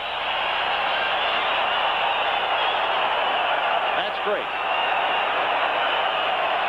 It seems that he likes Monday nights. We told you before about the 98-yard return against Bud Grant and an 87-yard punt return that very same night. Since he went on to Kansas City, they cut him. He was cut by Toronto last year. And here he is from a camera behind the end zone. He had some blocking, but in these type of situations, runners have to do a lot of it on their own, and he did. But old Nord there, 49, gives him a little help. Barr is trying to chase a little bit. He put that, I saw Sammy White against Detroit put the ball up like that 5 yards before he got into the end zone. He got tackled by Barney and fumbled, and the Vikings lost the touchdown. Peyton almost did it too soon then. Well, it's a ball game, boys. Yep. Out of nowhere. Yep. He came within 2 yards of a record held by, would you believe, Lance Rentzel? I saw Lance Rentzel do it here. 1965 against Baltimore, 101 yards. That's amazing. The chants from the bleacher bugs, Eddie, Eddie. And that can spark a team just before halftime. Oakland would be well advised to come back down the field using their timeouts, of which they have 3, and try and get 3. Try and take a little steam out of a Minnesota Viking team that was really dragging their heels until Eddie Payton set sail. That kind of play will set you on fire. Here is another speedster, Malcolm Barnwell, the 7th-round pick from Virginia Union with great speed. And they will kick away from the speed to Ira Matthews. Matthews trying to get outside. Now he has running room. And Matthews helps the Oakland cause out over the 45 to the 46 where John Swain made the stop. This has not been, my friends, an uninteresting game. It's got some good elements in it. Well, we got time yet. Minute 26. Let's see what Plunkett does here. The crowd trying to catch their breath. They had some very dull football up until now. 39-yard return there by Ira Matthews, and Oakland with 3 timeouts, 1:26 on the clock, leading 16-7, has a 1st and 10 inside their own 47.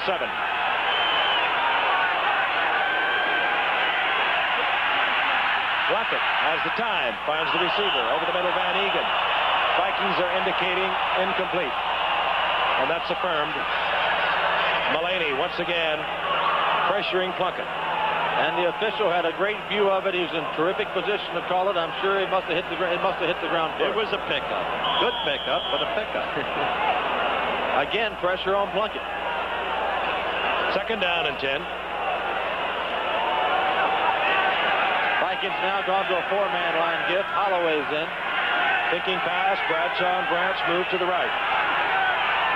Top of your screen, that's Raymond Chester. He's like a wide receiver. Plunkett looking deep for Branch. He's double covered. Hannon steps in front of it, but I believe out of bounds. Yes. You're right. You can say throw deep all you want, but they're playing for that, and it's just self-defeating. Well, the Vikings' defensive philosophy for the past 100 years has been let them complete the ball in front of you, but don't let them get the home run. Not a bad philosophy. Not bad at all. It's worked pretty well for them over the years. Defensively, among 28 teams in the National Football League, they were 24th against the pass, 25th against the rush. And once again, they won the Central Division. Because of a gray-headed fellow there by the name of Grant, who doesn't do a bad job. 3rd and 10. Kenny King. Upshaw's out in front. King goes down after a gain of a couple, and it will bring out the punting unit of the Oakland Raiders with 1:05 on the clock remaining in the half. I would say that is a very interesting call with 1 minute and 10 seconds left to go in the half, 3rd and 10 to run the ball. You're saying I'm just going to I'm going to give up on the pass, and I'm just going to kick the ball out of here and hope to keep the score as it is. Well, one thing Ray Guy does not want to do, because he can better believe that they will have a punt block on. That is for sure. Taking as much time as they can. There's Eddie Payton. He's still stoked up, as well he should be. He has brought the Vikings back into this game. Ray Guy, that long count, seconds ticking down inside 25. Hangs it high. Oh, this is going to be marked out of bounds somewhere around the 6-yard line. Beautiful thing to watch.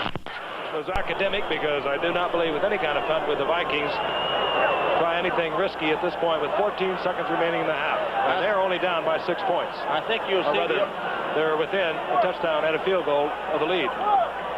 Kip, I think you'll see the old quarterback fall down trick. 16-7.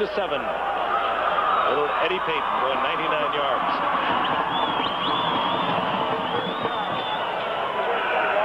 As you characterize the Fran, an interesting game. Both teams losing their openers. Oakland knocked off 9-7 by the Denver Broncos.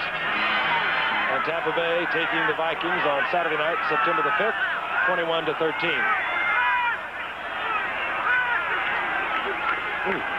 Ricky Young, he's nailed there by a hard-charging Howard Long, who has been in on a lot of calls, this rookie from Villanova, already tonight.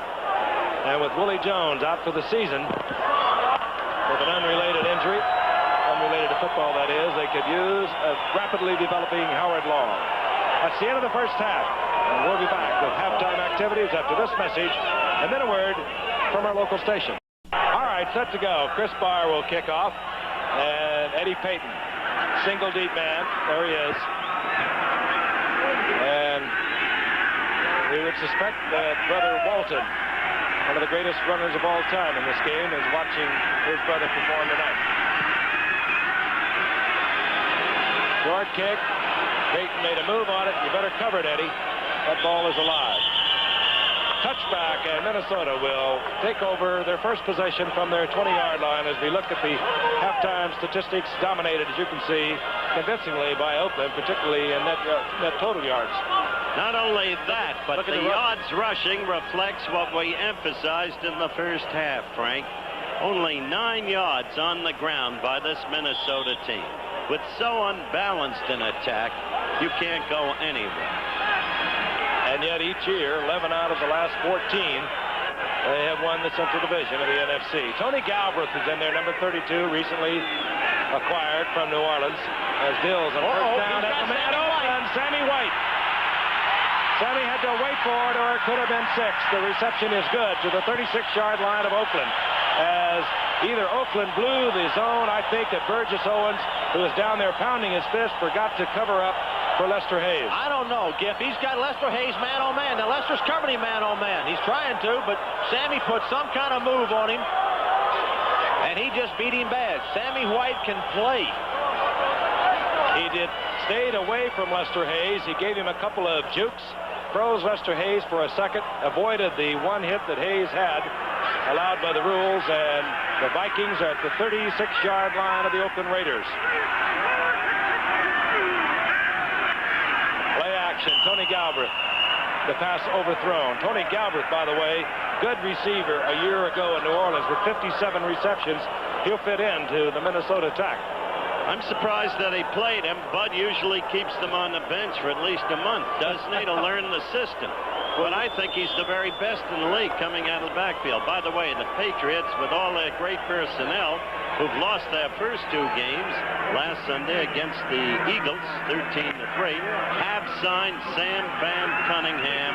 He is back with the Pats. Of course, he was out an entire year, all of last year, as a holdout. 2nd down and 10. Play action again. Dills completes the ball, and then is, I believe, short hop by Lester Hayes, ruled incomplete. That's an interesting play. Looked like he might have had the ball. Under the new determination of a reception, I think you're right, Fred. That's that what, ball is in possession at all. You do not have to do something well, that here's is an end zone replay. indicative or close to the game. Looked like he had it to me. Got it flipped out. Good play by Burgess Owens, and they don't get the fumble recovery. The old rule used to be on a reception, you had to come down with it and be able to do something common to the game. They've changed that. If you have possession at all, then it's ruled a completion.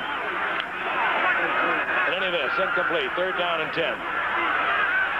Well, you got to think he's going to get to Rashad sometime. Uh-oh. Quick snap shotgun, what you spoke of a moment ago, Fran, but a flag is down also. That pass taken by Sammy White. Short of a first down, and a flag is down. And you got a roughing the passer flag, too, back there, Gip. And it might be offsetting. Joe Campbell was in there chasing Steve Dills, or rather Howard Long, the rookie from Villanova.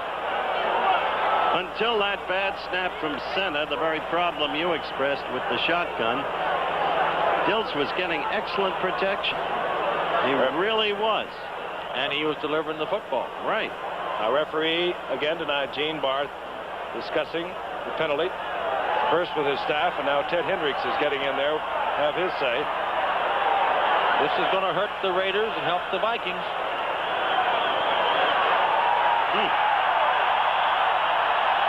That's the 3rd time tonight we've had roughing.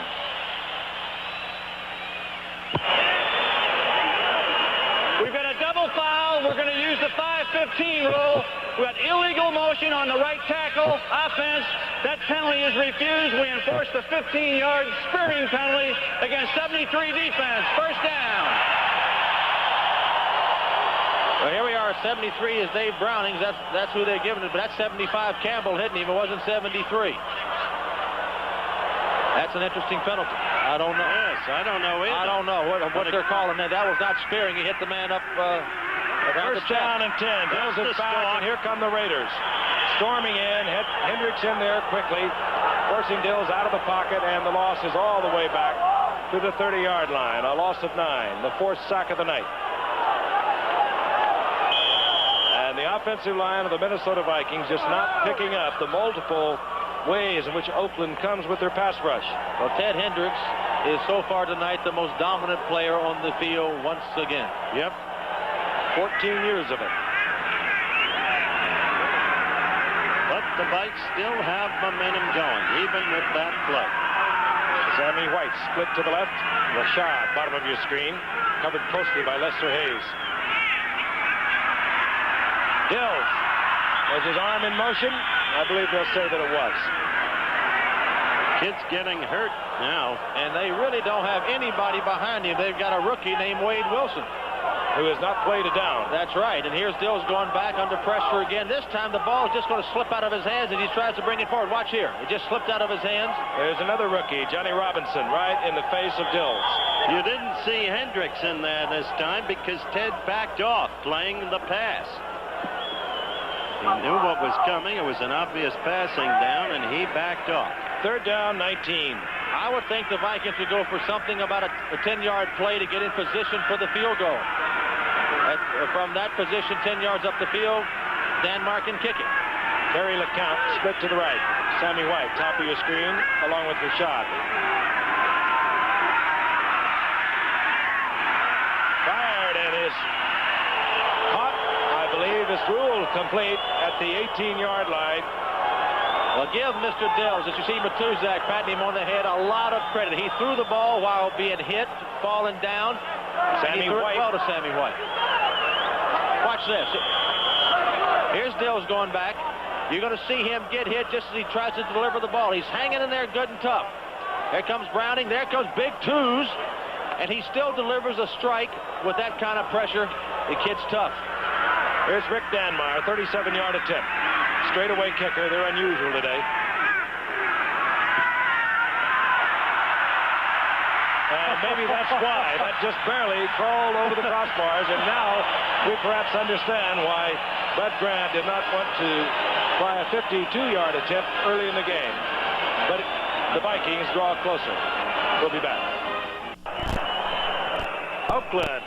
Well, they may have dominated in statistics, but right now they are a touchdown and a conversion from being behind as Minnesota gets 3 points off the right foot of Rick Danmeyer. And I still say it was a very questionable call on the spearing. You may disagree, but I think it's a questionable call. You made your point. Danmeyer to kick off. Ira Matthews, 43. Malcolm Barnwell deep for the Raiders. We would assume that Danmeyer will try and get the ball to Matthews. He just lines up and aims it at Matthews. They're staying away from the speed of Barnwell. And Matthews steps to the outside. That's a nice return out to the 32-yard line. Well, certainly Eddie Payton's kick run just before the end of the half changed the whole mood of this game, the whole tempo, the whole rhythm. One mistake by Oakland now, capitalization by Minnesota. It's the kind of game that Bud Grant has so often been able to steal. You get Bud Grant in a close game, and he's tough. He knows how to win. He's been a great coach. Plunkett, 8 for 18, 76 yards. Not pro-class, all-pro class style of quarterbacking. But he remains the quarterback, hands off to Kenny King. Kenny King gets away from Matt Blair down the sideline, bobbles the ball. There's a scramble, and Minnesota does not recover before it goes out of bounds, and Oakland will get the advance of the run and the fumble. For Minnesota to have gotten that ball, they would have had to achieve possession and control before going out of bounds. Which they failed to do. And there's Kenny King. You'll see him run right by Matt Blair here. He tries to stick a hand out. Can't stop Kenny King that way. He gets hit pretty good. Drops the ball. Minnesota had a chance to make a play here. That was Walt Williams diving for the ball, and then Tommy Hannon, who did not come up with it. The Raiders have the ball. The run and the fumble at the 45-yard line of Minnesota. Van Egan. And the steady one inside the 40 to the 38-yard line. Behind Art Shell and Gene Upshaw. Money in the bank there. Gain of 7. It'll be second down and 3. It's hard to believe that starting string of Gene Upshaw, who, by the way, is the president of the NFL Players Association. You'll be reading his name a lot in the next year. He's the man who says the owners have no incentive to win in the National Football League. But he has not missed a start since 1967. That's unbelievable. I'd like him to tell some of the owners I know that. Second down and 3. Plunkett changing off. And the little hitch in front of the defensive cornerback, it was Walt Williams, and Williams was playing off Bradshaw 12 to 14 yards. I was just going to point that he was at least 12 yards off. He had no zone coverage deep. And that's the type of thing Oakland has to do. We've said it all night. It's against their philosophy of the pass offense, but if they're to be successful tonight, that's what they got to do. Did not believe that one. I have a hard time showing you something like that, but Walt Williams was at least 12 to 14 yards off Bradshaw. Plunkett saw it, very wisely changed the play. First down, Oakland. 33-yard line. Minnesota in a 4-3. Hand off Kenny King. Finds an opening. Gets another first down, or very close to it, as they'll mark it short at the 24. I'll never understand how Oakland got Kenny King so cheaply in that deal with Houston. He's a super back. Well, he had only carried the ball 3 times for Houston in 1979, and indeed they did get him cheap. 2 7th-round draft picks, and Jack Tatum, who was at the end of his career. You've got an injury down there to one of the Vikings. It's Kurtnoff, the safety man, who's been shaken up.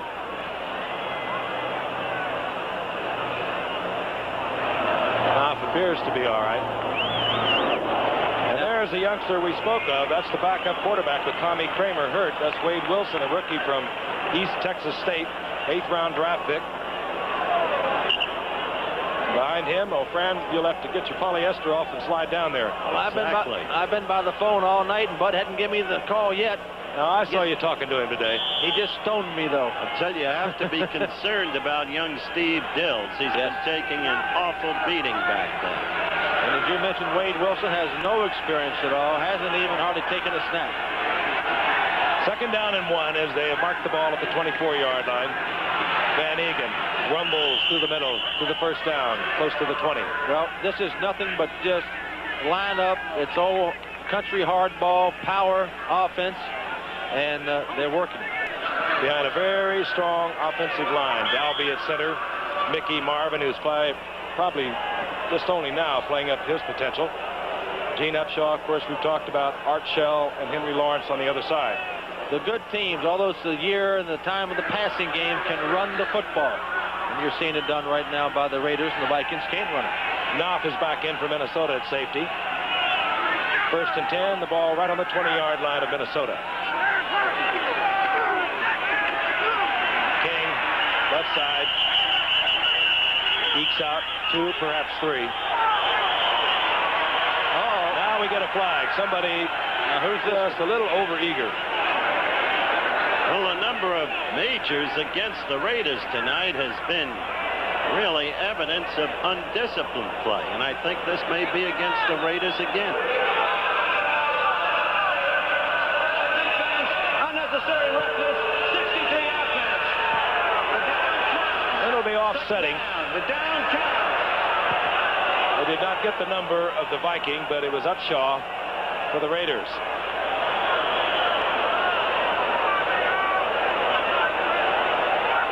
Number 59, we are told. That would be Matt Blair. And Matt Blair will hear about that from Bud Grant tomorrow. Bud Grant does not tolerate 15-yard penalties for personal fouls or unnecessary roughness. And if he would tolerate it, it would be from Matt Blair. He might keep him around. 2nd down and 8.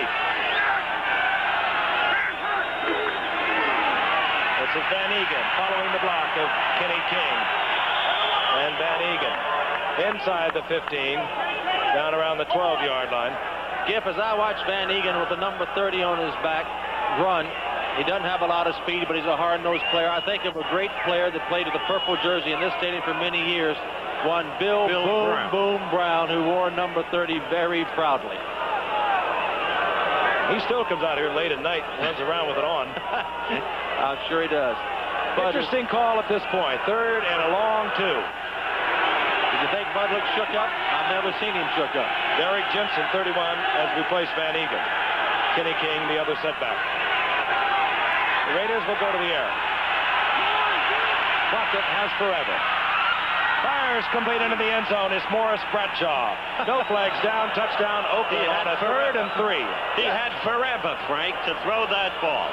Now, you know, that's how you can become a great quarterback when you have that kind of protection. Right. It makes the game very easy. As you look at this, I don't know if you'll see it now. You'll see him forever back there. He throws to Bradshaw in a crowd. He had Branch breaking open. Look at this. This is forever.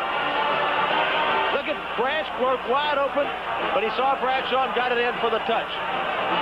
Impressive drive. Bradshaw, who is replacing an injured Bob Chandler. And we hope Bob's doing well, looking on, following his surgery for a ruptured spleen last week.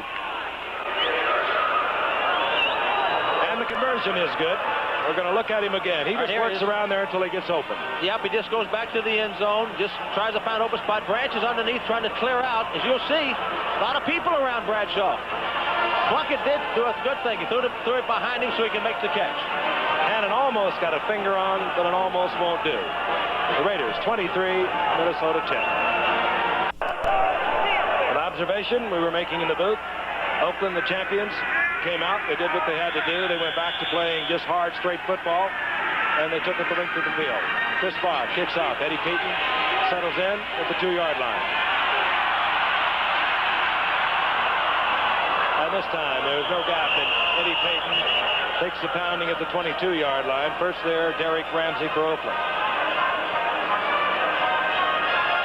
Jim Plunkett with his 2nd touchdown pass of the night. Earlier, hitting Todd Christensen from 21 yards out. You know that is, Frank. Who's that behind him? I think I have a hint. Yuka covers this country. He's everywhere. All right, let's see what the Vikings can do in response to that. 8:44 remaining in the third quarter. Both teams looking for their initial win of the season. Both divisional champions, and of course the Oakland Raiders, the Super Bowl champions, as a wild card a year ago. Tony Galbraith, his first attempt in a Viking uniform, piled up after a gain of about 1. It's sad. It's sad. They're trying to run it. They just cannot run it. And I don't know the answer to that. But there are no holes. There's no place for the back to run. 2nd and 9. Jerry Burns, their offensive coach, once said, "Oh, my tombstone will be 2nd and 9." He hates 2nd and 9, and any coach would. Net rushing yards for the Vikings tonight, 11 yards. Good Lord. Oakland Raiders, as we said, 120. Hills throws low. Rashad cannot shovel it up. Covered there by Lester Hayes. There's Big Gene. As Frank noted, president of the National Football League Player Representatives Association. In the midst of an impending labor management hassle, you can be sure it will come up.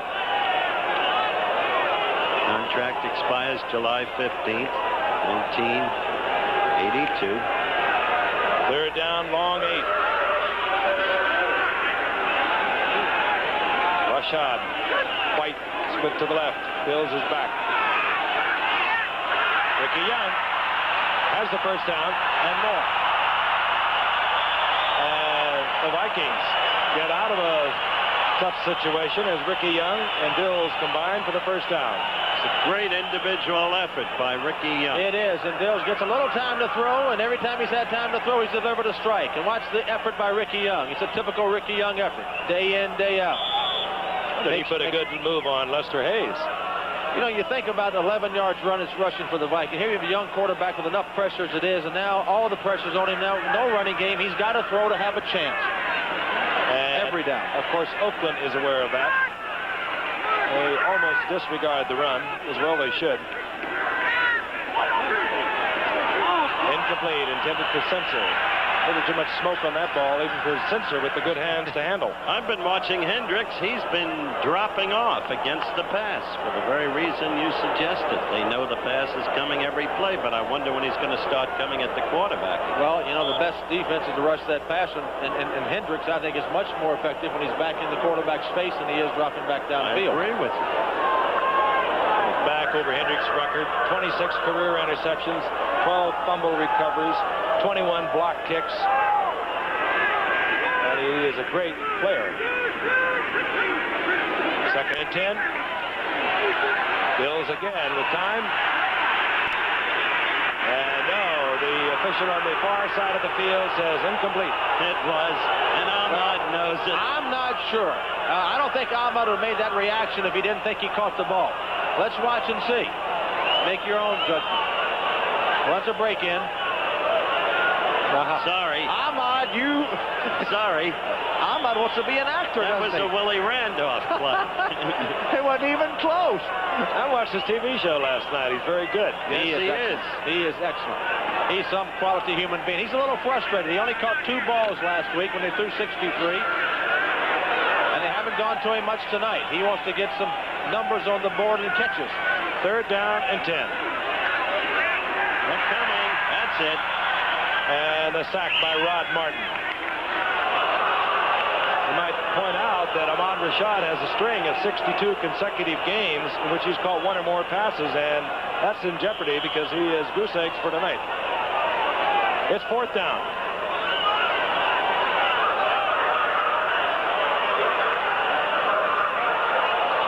Ray Coleman in, Ira Matthews dropping for Oakland. There he is, at about his 33-yard line. Got a little breeze in his back. A lot of breeze in his back.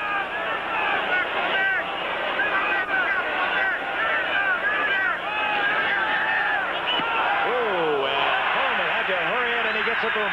And he gets a rough in the kicker penalty. Flag is down. Matthews is also down, and Minnesota will pick up a first down on a roughing the penalty. I mean, roughing the kicker. I'll I'll tell you what. Can't believe the number of majors against Oakland. Major, which shows how dominant they are, because they had major penalties, 4 or 5 tonight, and they're still leading 23-10. Here it goes. I think Lester it Hayes. was Ted Hendricks. Well, Lester Hayes went by him, and here comes somebody else. Well, who's hitting him? Todd Christensen got a little bit. Hendricks tried to stop. Well, That is absurd. That is absurd. That's a bad call. That is the worst. Those punters are sacred. The punter moves into Hendricks, and Hendricks gets penalized. I do not believe that. They practice it. I do not believe it. I don't care what they do. The officials are supposed to have a measure of intelligence. And he's sitting right there watching it. First down and 10, rather, following the roughing. Censor on the screen. The flag is down. Censor out over the 35 to the 37.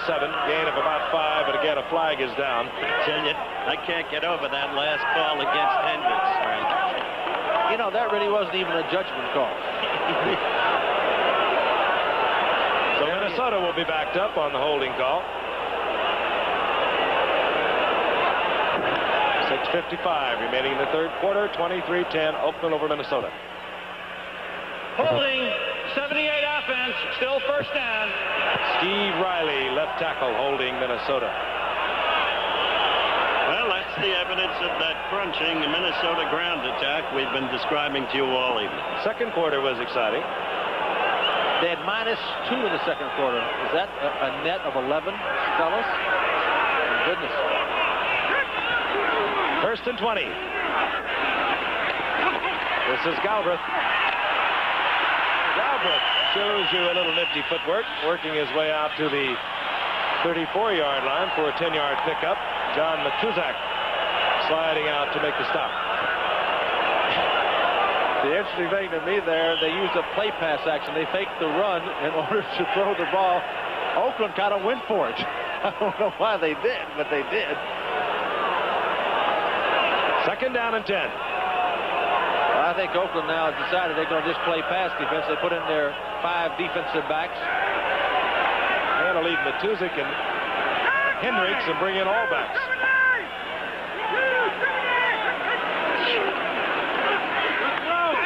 Censor, and the big tight end, steps out of bounds near the 37-yard line. Otis McKinley was there to make sure.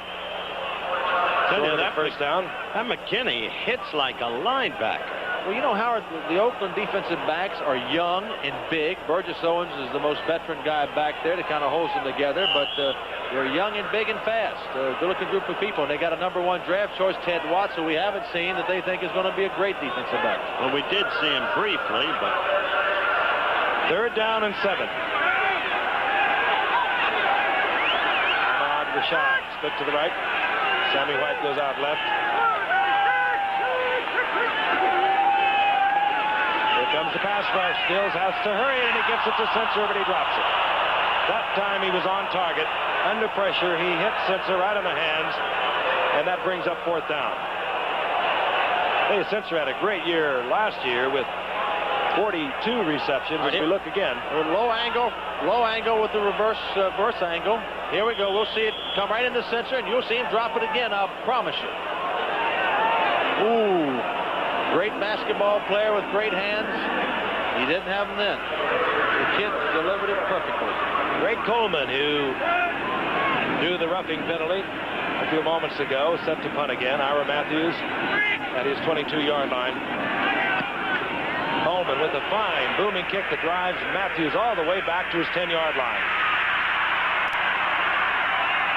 And good coverage on the punt at the 15-yard line. Fred McNeil is there to meet Ira Matthews. We have 5:47 remaining in the third quarter. Again, 23-10, the Raiders over the Vikings. If you're a football player, you like the temperature tonight, right around 65 degrees. Showers were predicted. We have had none. As you look at Metropolitan Stadium. And you saw that flag. Well, there's a strong wind here. Oakland is going against that wind right now. They would like to use this clock up and not give up anything and have the win the fourth quarter. Well, that's much more important than people realize. It really is. Psychologically and physically. Van Egan. He'll work on the clock for you as he gets 4 yards out to the 20. It'll be 2nd and 6. So to eat up the clock, you run the football. Oakland's going to be running it. I'm sure Minnesota figures they will too. See if they can stop it. And Egan ripped off 3,000-yard seasons, 76, 77, 78, over 800 for the past 2 years. Steady, reliable. You have to play him, not a breakaway threat, but he can really hurt you. All right, Whittington. Gain of 1. It'll be 3rd down and 4 as Doug Martin, the little brother of the Giants' George Martin, in on the stop with Matt Blair. Don't forget Thursday night, Eagles against the Bills. Special starting time, 8:30 Eastern time. 2 unbeaten teams, each boasting sterling defenses. At the same time, the Bills with enough offense to have scored 66 points in their first 2 games. If the Vikings have gone to 6 defensive backs, I would not be surprised to see Oakland run in the situation of 3rd and 4. Ball just over the 20-yard line. Straight drop back. Bucket has Branch wide open, working against Walt Williams man-on-man, and it wasn't close. No, it wasn't. The Vikings decided to blitz that time. When you blitz, you leave your cornerbacks man-on-man. Walt Williams, again, was put on waivers 2 weeks ago by the Lions, now starting for the Vikings. And he wasn't close as right. But not many people are on Cliff Branch when it's one-on-one. You have to respect that speed. He maybe has slowed up a step, but he had so much when he started 10 years ago at about 9-1 that, well, that really doesn't make any difference. How about slowing up to 9-2? 1st and 10, 37-yard line. Flag is down. Bucket going for Whittington. Incomplete.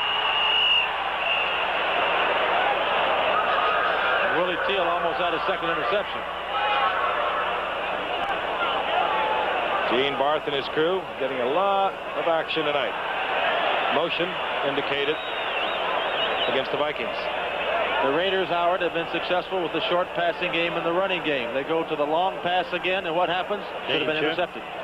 Danger. Don't quite understand it. Again, the options being explained to Matt Blair. Illegal motion, 78 offense, penalty refused, 2nd down. Instead of a 1st and 15, Minnesota wanted a 2nd and 10. I taught you well, Bud. That's a good decision. That's reflective of the finest winning record in the National Football League. They haven't Oakland Raiders. They haven't been bad on Monday night, have they, Howard? They've lost once out of 18 appearances. And I remember when, in Buffalo. Inside handoff, Whittington. And Whittington negotiates his way up to the 42-yard line for a gain of 5. Or rather, Kenny King it is, and Kenny King is hurt. You see his face. This would be a very tough injury for the Raiders. Pain etched in it. Kenny King is down. His teammates around him. What a spark he gave the Raiders a year ago when he came from Houston.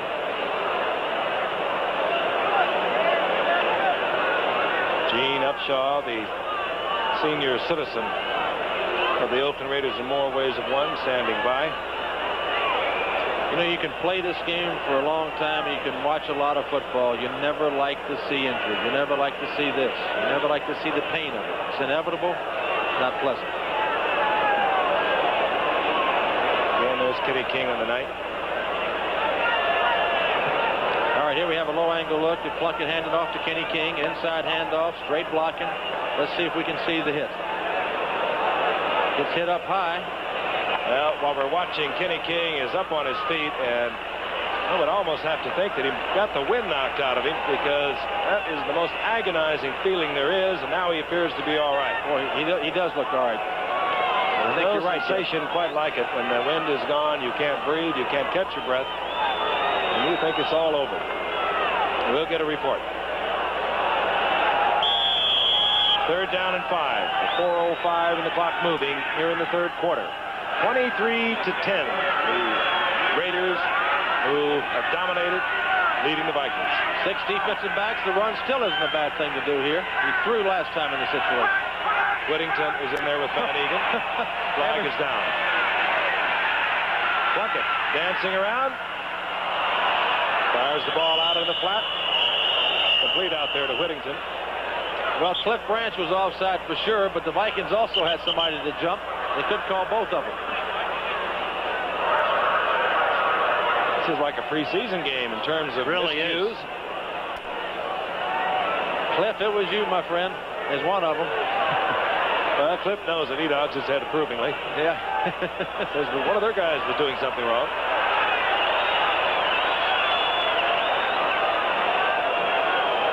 I think it's going to be both offsides. Offside, offense, encroachment, defense. Yep. We'll replay the down. Third down.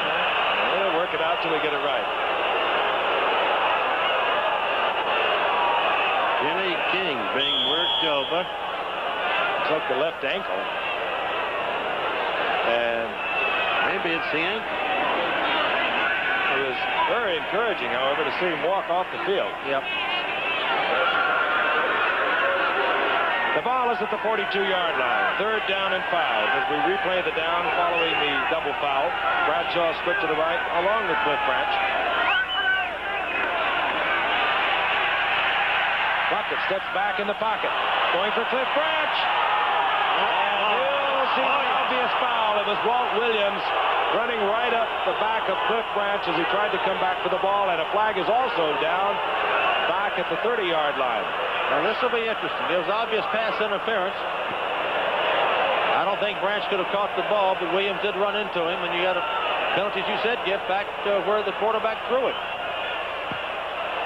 Let's see. We have a double foul. Defensive interference, 44. Holding offense, number 70. We'll replay the down. We're going to do it till we get it right. Yeah, this thing is really disintegrated. Henry Lawrence holding Walt Williams, pass interference. It's third down and 5, 3:35 remaining in the third quarter. If you call penalties breaks, Oakland has gotten the short end of that stick. Look at the penalty differential. Yep. Well, that one there was, All the majors against Oakland. that would have been a 60-yard pass interference penalty as opposed to a 10-yard holding penalty. Third and 5 again, Giff. Well, we're getting very familiar with it. Now he's going to run. Whittington. He'll be short of the first down at the 48-yard line. Tom Flores cannot be happy with the ragged play of his team as well as Minnesota, even though the Raiders are leading 23-10. And here's Ray Guy. And Eddie Payton moves deep for the Minnesota Vikings. Reached the point where Peyton is their lone offensive threat. Well, the Vikings are going to have the ball one more time with the wind at their back. And as strong as this wind is, they better make that good because it's going to be tough coming back, throwing the ball against the wind. They're going to try to block it. They go for the ball. And Ray Guy senses it, hurries the kick, and still gets a booming, towering kick that goes all the way to the 10-yard line, and that's where the Raiders hustle down and nail Eddie Payton. Ted Watts down there first, the #1 draft pick. And the Minnesota Vikings, with 2:38 working with the wind here in the third quarter, take over deep in their own territory, down by 13.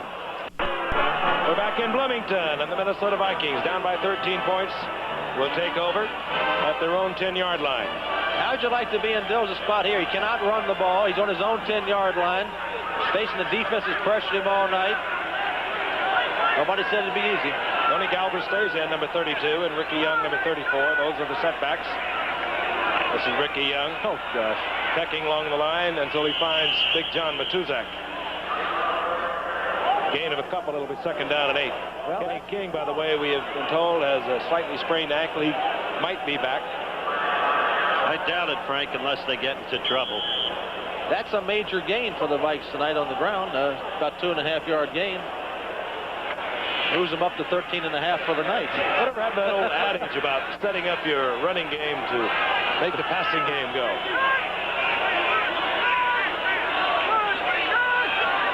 Second and 8.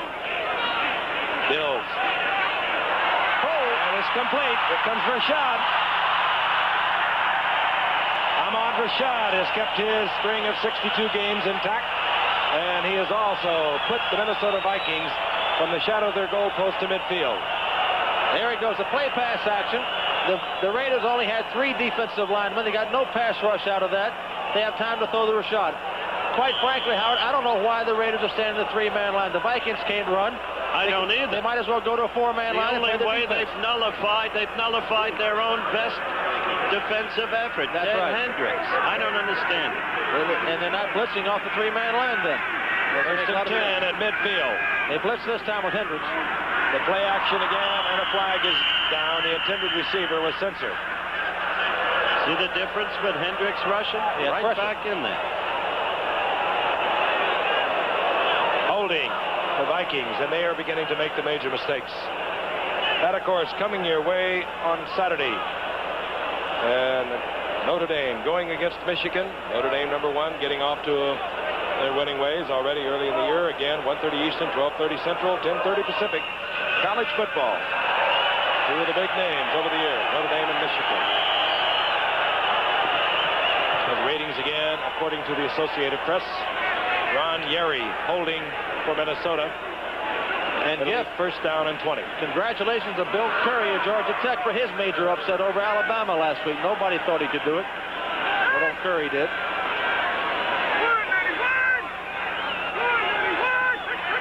Oh my goodness. Again, the long count, and Oakland is offside. Whether or not they were drawn off, we'll wait and see. I think they were. False start on the quarterback. What happened? Steve Dills is getting into the act. Dillsy wanted to get out of there in a hurry, and Swilly never gave him the ball. I think he pulled out too quick. Down will remain the same. It'll be first down and 25. Not an enviable position. Now it's interesting to see if Oakland goes to their 4-man rush and 5 defensive backs. 1:11 remaining in the third quarter. They've got it in there. They've got Sir Cedric Hardman in there. And they feel with Willie Jones out of the lineup, Cedric Hardman, the veteran of 12 years, is still their finest pass rusher. He's number 86. Dills. This will be overthrown, almost intercepted by Burgess Owens or Dwayne Osteen. And I'm just looking at a frustrated number 28, Ahmad Rashad, because he had beaten his man, was wide open. Steve Dills did not throw to the open receiver. Still don't understand why they're dropping Hendricks back. Every time he rushes, he dominates the play. Forced a penalty a few seconds ago. They have so many ways in which they come at you, Howard. They really do. Hendricks is a danger. He's like another defensive back when he drops into the defense. But I agree with Howard. He's pressured them all night. They haven't blocked him yet when he's rushed. Oh, I think we'll see. There he is, top of your screen now. Now he drops Still again. dropping back. Second and 25. Over the middle, and it's complete to Ricky Young, who gets maybe 5 or 6 yards. They needed much more. All right, American Cup Day in Major League Baseball. Third down and 18. Final seconds ticking away here in the third quarter.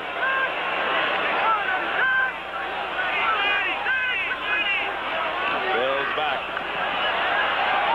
Going deep. There's double coverage on Sammy White, and a flag goes down. We could have pass interference. Yep, that's what it's going to be. Lester Hayes, Burgess Owens were in great position. There was no reason for the interference.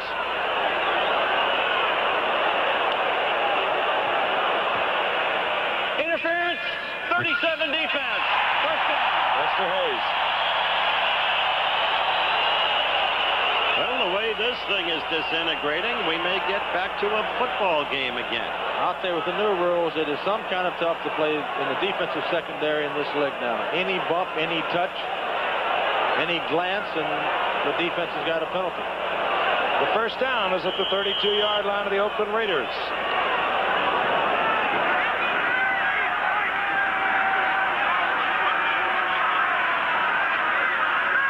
Bills looks it over. 3-man down front for the Raiders. And hanging it up deep, intended for Sammy White, who was knocked off, as was Ahmad Rashad. Well, that's the end of the third quarter with the score of the Oakland Raiders 23, the Minnesota Vikings 10. We begin the fourth quarter here in Bloomington, Minnesota. Minnesota Vikings on the move. because of an interference call against Lester Hayes. They have a first down and 10 inside the 33-yard line of the Oakland Raiders. They trail 23-10, or rather a second down and 10. Joe Sensor, the tight end, is in motion. Dills going for Sammy White. He's there and inside the 10-yard line, stepping out of bounds. Down at the 7-yard line, it'll be first and goal to go. And no flags. All right, here is the end zone. Dills gets a little time. He needs time to throw this corner pattern to White. Matuzak's in his face. He makes a good throw. White beats McKinney. I don't care how good you are man-to-man when you give him time. Watch Dills take another lick as Matuzak comes in. That's smarts. Kid's learning how to play, though. 285 pounds, 6'8" is Don Matuzak. Ball just inside the 7-yard line, first down, goal to go. And here's where Oakland has this coming. I don't agree with the whole defensive play. Well, here's where you need to be able to run the ball. This quarter. Let's see if they can run it. They might go to the pass right now. I'd hate to think they would try with the run. They're not. The quick roll. He's got a touchdown. Ricky Young. Touchdown. And Minnesota draws close once again. It's a ball game again. Well, you got a flag There's a down. discussion down on the field. They might call this a pick, Howard. No touchdown. No. Offensive pass interference. 28. Against Ahmad Rashad, and you're right, they don't call it a pick anymore, Fran, but he did step into one of the defenders, prohibiting his line to the receiver. It's like a screen in basketball where you screen a man off, and that's what Ahmad did. You do it and hope you get away with it. It's better sometimes to ask forgiveness rather than permission. This time they asked forgiveness, and it didn't work. Offensive pass interference, number 28. Still first down. And the ball moved now back to the 17-yard line. Down in that area, you've got man-on-man coverage, and Ahmad tried to screen the linebacker who was coming out to cover Young. He did it very well. They watch that now. We used to do a lot of it. Y'all cheated a lot in those days in the games. Yeah, we even got to hit people. Down remains the same. First and goal to go at the 17. Hanging it up in the corner, intended there. Ahmad Rashad. What a matchup. What a matchup. Hayes and Rashad. And they both jumped up, and they're talking to each other down there. Ahmad said, that's not bad, Lester. He said, I'll get you next time. Lester said, I don't have stickum on my hands I was going to anymore. say, Ahmad was checking Lester for stickum. Yeah. Good defensive play by Lester Hayes. That really was. What a remarkable year once again. 13 regular season interceptions, 5 in the playoffs. Well, again, the most compelling statistic is Minnesota's absence of a ground game. Yards passing, they're now well ahead of Oakland. Total yardage, they're not that far away. Possession time, not that unequal. But no ground game. Nope. Marty McDowell, the Vikings' first-round pick, or rather first choice in the draft, is in there. He wears number 88. Sensor off the fingertips. Again, good coverage. Otis McKinney, and Lester Hayes. Here's a little interesting piece of data for you, Howard. Yesterday, of the 12 games or 11 games played, 9 teams that won also rushed for more yards than the team that lost. Where are you getting all this information? Scour that paper on Monday morning. Bud Grant. There's the old Silver Fox. In his 15th year, as I mentioned earlier, 11 Central Division titles out of 14 years. You throw his victories up at Winnipeg in with his wins here at Minnesota, and he's second only to George Hallis overall. Third and goal from the 17. A lot of time for Dills. He's got a man. He's got a receiver. Sammy White. And we will have a fourth and goal to go. And I don't think there's any decision here. He's got to go for the touchdown. They'll mark it inside the 4-yard line. Get the play in quickly. Let the team settle down. Frank, I just don't understand in professional football why Oakland is playing this kind of defensive game. Well, they could not get the play in. Again, both teams are on the same side of the field. The Vikings are furthest now from the offensive huddle. So timeout is called because this one the Vikings desperately need. A touchdown, and they draw within 6 points of the Oakland Raiders. All the discussion has taken place. Back into the huddle comes young Steve Deals. It is 4th down, goal to go. The ball inside the 4-yard line. Deals comes up to the line of scrimmage, looks it over. You know the call coming directly from the bench. Surprise play here. Could be a trap up the middle, Giff. Would that surprise you? They could do it. It would shock me. Well, it's not. It would shock. Not going to do it. Probably man was open. It was Joe Sensor, underthrown. Otis McKinney on the coverage. But the pass rush was returned. Matt Millen rushed the passer. The linebacker blitzed, and that we haven't been seeing lately from Oakland. They got the pressure again. All right, here's Dills. He's going to get pressure again. His man was pretty well covered by McKinney. He had a little step, but he'll get somebody right in the space as you see him there and gets kissed. Ooh. And the pressure came right in his line of sight to Sensor. So Oakland will take over at their own 4-yard line. And you will see some Van Egan running. Again, Kenny King on the sideline with a sprained ankle.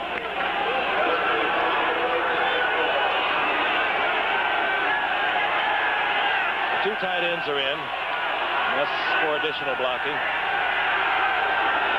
Van Egan. Van Egan moves out over the 5 to the 7-yard line. Gain of 3. It'll be 2nd down and 7. In my opinion, the whole Viking drive was made possible, even though it failed, by the absence of the pass rush as Oakland changed its whole defensive strategy. And penalties again.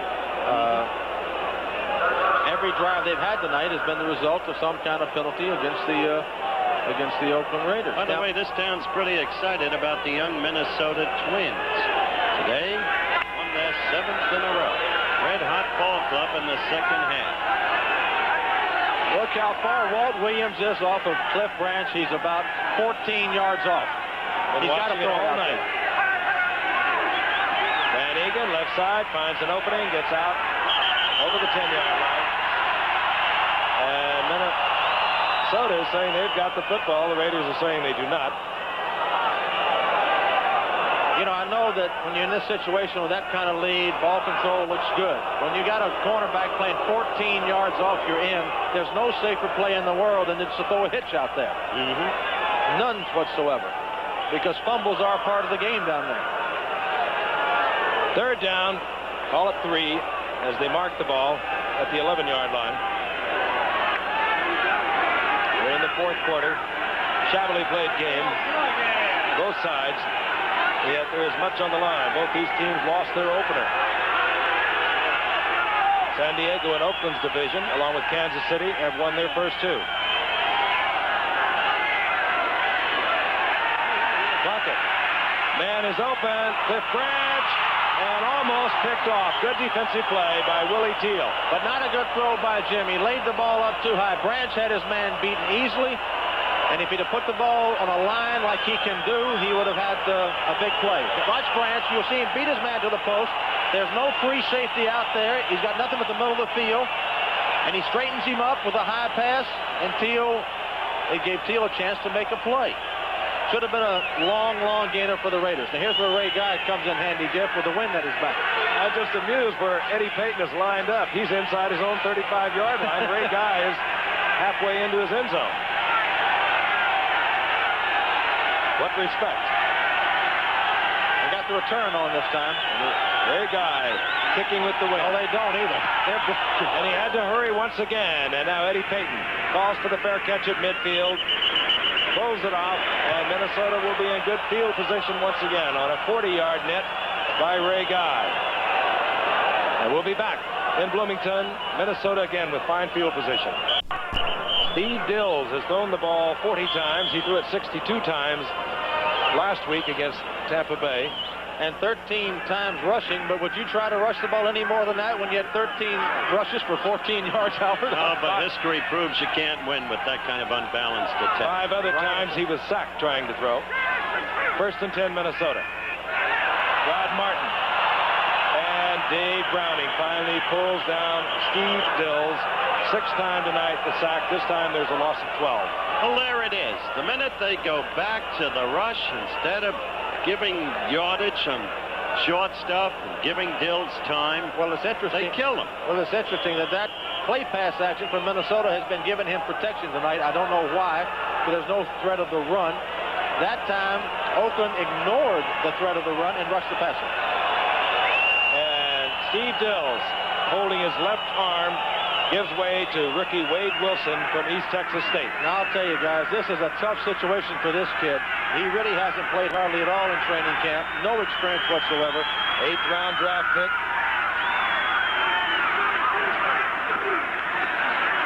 Flips it out quickly. This is Tony Galbraith. He comes back in. Gets back to the line of scrimmage. And that's all. Guys, I got to leave. I see Bud motioning to me. I'll see you. I'm going down to the field. But here I am, up here. You motion to me? I'll be down in a minute. Look up here. So it's 3rd down and 20, and there is another injured player down on the field, another Viking. 4-year letterman at East Texas State was Wade Wilson. Played as a pocket passer, completed 338 out of 660 attempts for over 4,000 yards and 32 touchdowns, but he's playing in a different league at the moment. So Wade Wilson has replaced Steve Dills with an injured Tommy Kramer, still unable to perform. Should be interesting. We'll be back with the action in a moment. Green Raw rookie is in the lineup at quarterback. Wade Wilson, an 8th round draft pick from East Texas State. 3rd down and 20. That's not a good situation to come in on. Look at this. Sammy White. Look at this. Sammy White, that's a first down, I do believe. Again, it will depend upon where they mark it. Very fine pass. It was a wonderful pass.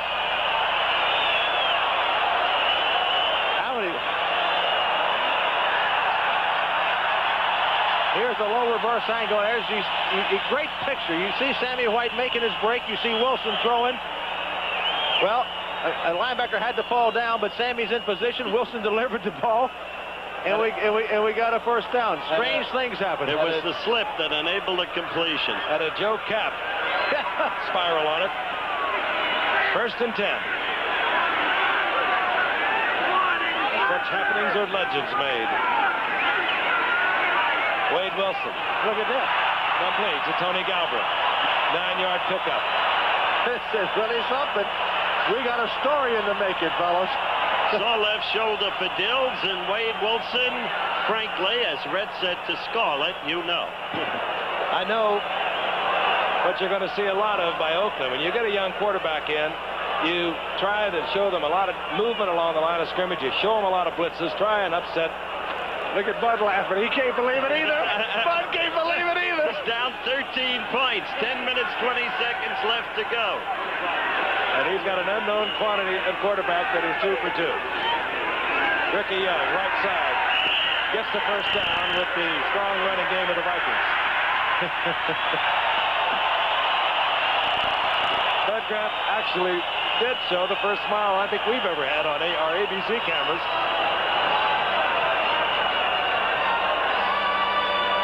Calling the plays into Wade Wilson with the wigwag. Bud had no Vikings first rushing first down of the night. He had no idea that he'd have to play Wade Wilson, the quarterback, I can assure you. And the kid is doing okay. Hasn't even played in preseason. No. And he played in practice. Here comes the safety blitz, Otis McKinney. And quickly, Wilson recovers, gets on the ball, but there is a loss. Back to the 39-yard line. Now, McKinney showed you something tonight, didn't he? Watch this. Now, here's what you should do. There's no way he knows there's going to be a corner blitz or safety blitz. McKinney comes from the blind side. A veteran quarterback has to watch him line up, and he can kind of sense they're going to come like that and has to get rid of the ball. This kid has no idea. He's never seen it before. Never has. He still doesn't know who hit him. 2nd down and 20. Oakland's had 7 sacks, Minnesota 3, but the kid kept his presence, recovered the football. Oh, he did all kinds of blitzes. This one batted away by John Matuzak. 6'8". The man can really stretch out. Hazeltooth. First player picked in the draft in '73. He's had quite a journey through the NFL. But he found a home, didn't he? Signed up the WFL, court threw that out. Traded by Houston to Kansas City, then sent to Washington. They let him go. He's played superb football here at Oakland. You like that move. I like it. Uno Mini. That's not bad. All right, this is kind of getting exciting with old Wade. Let's see what he's going to do. Rookie, second-round draft pick, Marty McDowell is in there. They're not blitzing. They're giving him. There's it is. The blitz was his arm in motion. This could be 6 points. I think. It's going to be Cedric Hardman. And it was Howard Long. We talked about him earlier that really popped Wade Wilson, coughed the ball up. Cedric Hardman picked it up. The arm was not in motion. It was a fumble, and Cedric Hardman has scored for Oakland. Howard Long, last man at Villanova. Villanova's last football team. And the legend will have to wait. Yep, I'm afraid it will, but the kid did well. I'd like to see that replay again. It looked like to me he had another slippy like Stills did a while ago. Let's watch it. There he goes back. He must have that right arm in motion. All right, let's see if he does. He had it back. He had it back, and I don't know. No, it wasn't going forward till he had lost the ball. The entire Viking offensive unit, they wouldn't have caught Hardman in any event, but they just kind of relaxed. That's the furthest Hardman's run in 10 years, Frank. Oh, he had some great years with the 49ers before joining Oakland a year ago. Here's Chris Barr. Through the uprights. And Oakland is beginning to put the Vikings out of their misery. And they do have some with quarterback Tommy Kramer unable to play. Now Steve Dills, the backup to an injured Tommy Kramer, also out of the lineup, with the rookie Wade Wilson in. Not happy times for Bud Grant. With his 1 and 2 quarterback both out of action. An offense without any resemblance of a running game whatsoever.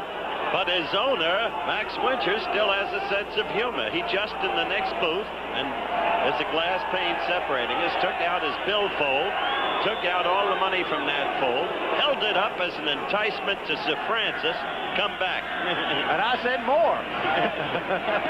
He sent somebody out. Short kick, looking to pick it off, and it's covered by Minnesota at the 30-yard line. It was Marty McDowell, the rookie from Mississippi State. Now, Giff, you posed an interesting question. What happens if Wade Wilson goes down? And the way they're hitting him, They'll find Bobby Lee. Bobby Lee. He's got more lives than the cat. He keeps coming back and back and back. There he is, 6'3", 212 pounds. I see Max. Max, hold up that money again, Max. Principal owner of the Vikings. That's some guy. 8:38 remaining in the game. Tony Galbraith, a single setback. Sammy White, Marty McDowell, the rookie from Mississippi State with the blazing speed, is in there now. This is Sammy White. Ball thrown low, and he settles at the 32-yard line for a gain of a couple. And he got to meet Ted Hendricks, too. I imagine he always wanted to get Ted's autograph, and he had a chance right there. You think back, how old would he have been? Ted's been around 14 years. Got Wade Wilson, 22 years old. Well, I guess he'd have been math 8. out there. He'd have been 8. He probably would like his autograph. Yeah, I'm sure he would. Second down and 8. Ahmad Rashad splits out to the right. Marty McDowell to the left.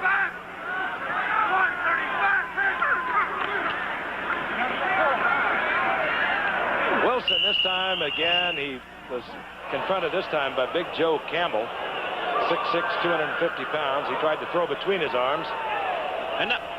Another factor involved here, Frank, because clearly Oakland has this game won. Remember, this Thursday night, the Eagles against the Bills, both unbeaten, 2 magnificently constructed football teams. But the Bills, with that great defense, suddenly have scored 66 points in 2 games, so now they've apparently got the offense to go with it. I'll get back to the other point after this play. Okay. Third down and 7.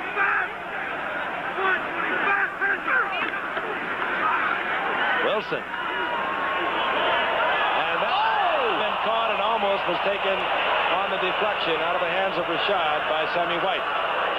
Fourth down, and out comes the punting unit. Funny what was interesting about this aspect of it, Howard.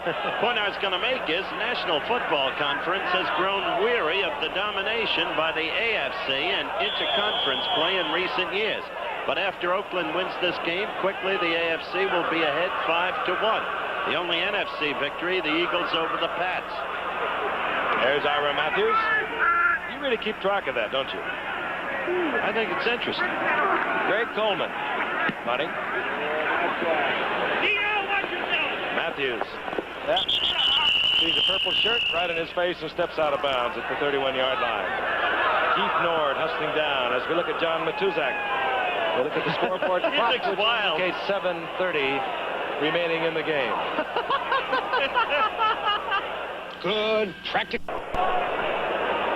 Well, in case you missed it, this was the high point of the final quarter. Our most exciting moment. Those are not Eddie Davis' eyes. Look how much bigger. And Browning. He makes Browning look like a little boy, and Browning is, what, 245, 250? 6'5", 245, and he looks like Matuzak's little kid. He does, doesn't he? All right, 1st and 10 for the Oakland Raiders. The ball inside their own 31-yard line. The game well in hand. Nothing they can be terribly proud about. But when you look back at the end of the season, it won't really matter. No one will necessarily remember how it was played.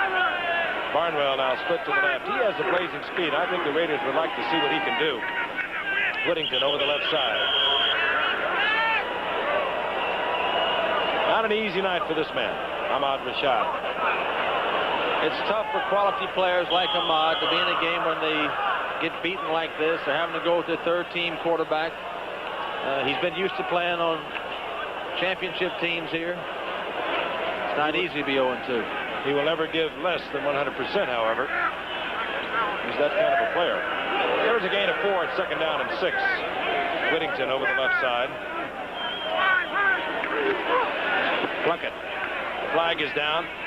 This is Malcolm Barnwell, and the Raiders really high on this youngster. Came up a year ago and missed the season with an injury. Great speed. Virginia Union, a barn burner. Offside Oakland. Even Jim is getting tired of all these penalties.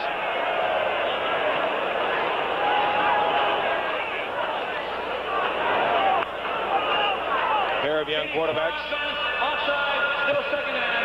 And the man on the spot at the moment with Bills injured is, of course, the rookie Wade Wilson from East Texas State. Derek Ramsey is the tight end now for Oakland. It'll be 2nd down and 11. 10 penalties against the Raiders, 119 yards.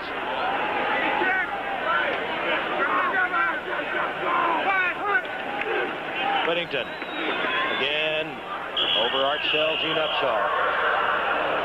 All right, here we go, guys. This telecast is presented by the authority of the National Football League. It is intended for the private use of our audience. Any rebroadcast or other use of this telecast without the express written consent of the National Football League is forbidden. I don't know, Dandy does that. Dandy does that pretty good. You know, he sings that once in a while. You're going to have to loosen up your singing voice.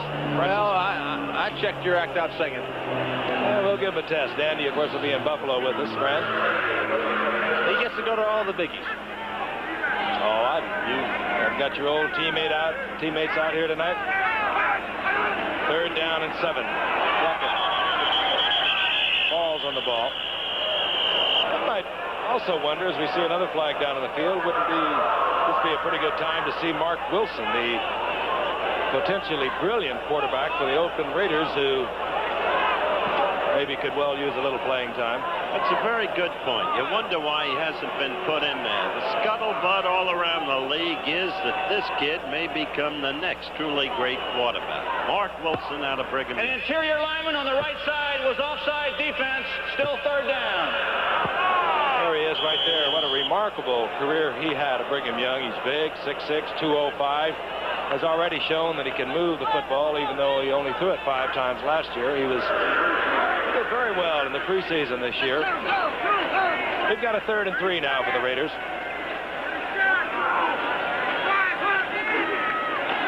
Plunkett. He's being pursued by Matt Blair and finally dumps it off in the general direction of Cliff Branch, and it brings up 4th down. Giff and Howard, let me ask you a question. There's no question that Al Davis thinks that Mark Wilson will be their quarterback someday. How long do you think he will make him wait? 2 more years. What do you think, Giff? Well, I just thought he could, I don't believe to replace Plunkett at all after what he did last year, but I think it's a time when you could put him in there. Plunkett, let's face it, he took them to the Super Bowl. He earns the right to be in there, but up 30 to 10, 5 minutes left in the game. Let's face it, he's not going to hurt them. Jim Plunkett's the kind of man that would understand it. Probably like the rest. Ray got a punt. Eddie Payton way back. Flags are down once again. And the Vikings are offsides, and that'll give Oakland a 1st down. Their catch called for and made, and unless they were drawn off, that will be exactly the situation. We'd like to remind you about Nightline coming your way tonight on ABC. And it'll explore the controversial visit of the South African rugby team to the United States. A controversy that some say could even cost the U.S. the 1984 Olympics in Los Angeles. That's on Nightline tonight. They must have drawn him offside because the Viking did jump, but the guard must have moved in front of him, or the center moved the ball, one of the two. I'm not sure it makes a lot of difference at this point of the game. No, it doesn't. This has not been a tidy victory for a Super Bowl champion. Illegal motion, right guard offense, still 4th down.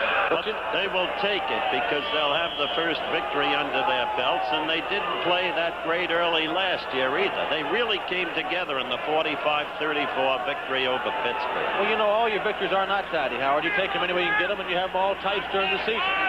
They never remember at the end of the year. No, Next Sunday, Oakland will open up at home against Seattle. Great guy, really bangs this one up high. We'll have ice on it, and a flag is down. I think we might have roughing. We might have roughing against Ray Guy. Yes, we will. Let's see if he acted his way to that penalty or he really got hit. I mentioned that Oakland will be home to Seattle. We'll look again. Here we go. Thank you, Mr. Forty. Let's watch this act. Or was it the real thing? There it goes. Sometimes it looks like kind of a candy way to bring that one even. That's another one. I was only trying to explain. A punter is so vulnerable when he's up completely off the ground, and that's why you really cannot touch him. There he is. There's my man, Mark Wilson. Everybody loves the young quarterbacks who have never played a whole lot. Remember that. I don't think they'll let him throw the ball unless he gets into a necessary position. And quickly, defensively, fine play by James White, the nose guard. Duck quiet, as they call him up here, a loss of a couple. Detroit will come here next week for the Minnesota Vikings in Detroit. They're a vastly improved team. Playing pretty good football. They played San Diego as close as you want to get yesterday and losing. That's right. They held the Chargers to under 60 yards rushing yesterday with their newfound running attack of Brooks and Muncie. Played very well. 2nd down and 12. Could be that Mark Wilson will put it in the air. Could be, but isn't. Whittington over the right side gets back to the original line of scrimmage. It'll be 3rd down and 10. Dennis Johnson is in there defensively. Now at linebacker. Here's a little trivia for it. First touchdown pass I ever threw in the stadium was caught by the now offensive coach of the Detroit Lions. Former teammate of yours with the New York Football Giants. That's not trivia, that's trouble. Bob Schnelker. Oh, is Bob That's in right. Detroit? I can keep track of him. Yep. He's a great pal, but he has been traveling around the league, hasn't he? Number 85 he wore out of Bowling Green. That's right. They mark it up around the 38-yard line, so it's 3rd down and 9. Here's Wilson's first pass. Going for the speedster, Barnwell, touchdown. Oh-ho! That's the man that they're so high on. Malcolm Barnwell out of Virginia Union. Basically a rookie 61-yard touchdown from Mark Wilson, beating Walt Williams. Didn't take him long, did it? Nice throw. I saw him one time play a bowl game in San Diego. The first 3 times he threw the pass for Brigham Young were touchdowns like this. Just a wrist. Pretty spiral also, Francis. What a throw. Well, that was a nice throw. The guy had Walt Williams one-on-one, no free safety. I mean, it was a good play, but it's the first professional touchdown pass and the first professional touchdown by Barnwell. Chris Barr will tack on the insult.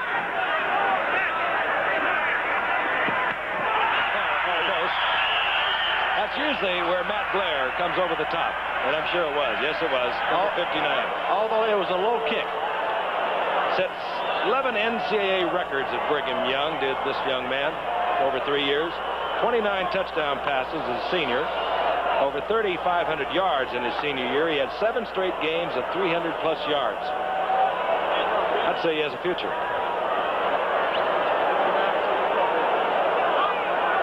He might have a future. Obviously, he's a good prospect, but the truth will never be known until he has to take a team from day one to the end of the 16-game season and see how he does over the haul. There are starters and there are relievers. That's the true test. I've seen a lot of guys come in relief and be absolutely unbelievable. When they had to carry the load, they weren't. I've got a question, Fran. Your first game up here, you were not the starting quarterback. Who did start up there? George Shaw started for the first 5 minutes, and then I got to play from that point on. And that began the enmity with Van Brock. That's right. And the first game played here, you beat the Chicago Bears. That's right. We did. 38-13. That is true. That is true. There's Eddie Payton. Chris Barr drills it along the ground, trying to avoid Eddie Payton. And Eddie Payton avoids the ball. Covers it in the end zone, touchback. That's it. And Barnwell again in on the play, and Eddie Payton did not like Barnwell putting his hands on him in the end zone. If you want to see a fight, gentlemen, it'll take place in Las Vegas Wednesday night. Who do you like in the fight, Howard? Hearns, Leonard? I think it pays your money, it takes your choice. I can't figure it out. Hearns, of course, the big knockout artist. Leonard. Oh, Leonard's a much better puncher than he's given credit for being, believe me. I don't know. I think the big question is how does Leonard's mental, emotional, and physical being compare with what it was before Duran second time around? One thing, his bank account's all right. That's the point. Did he become a banker instead of a fighter? First and 10, 20-yard line for the Minnesota Vikings. They will have lost their first 2 games of the season for the first time ever here in Minnesota as we watch rookie Jarvis Redwine from Nebraska, a second-round draft pick up quick 7 yards.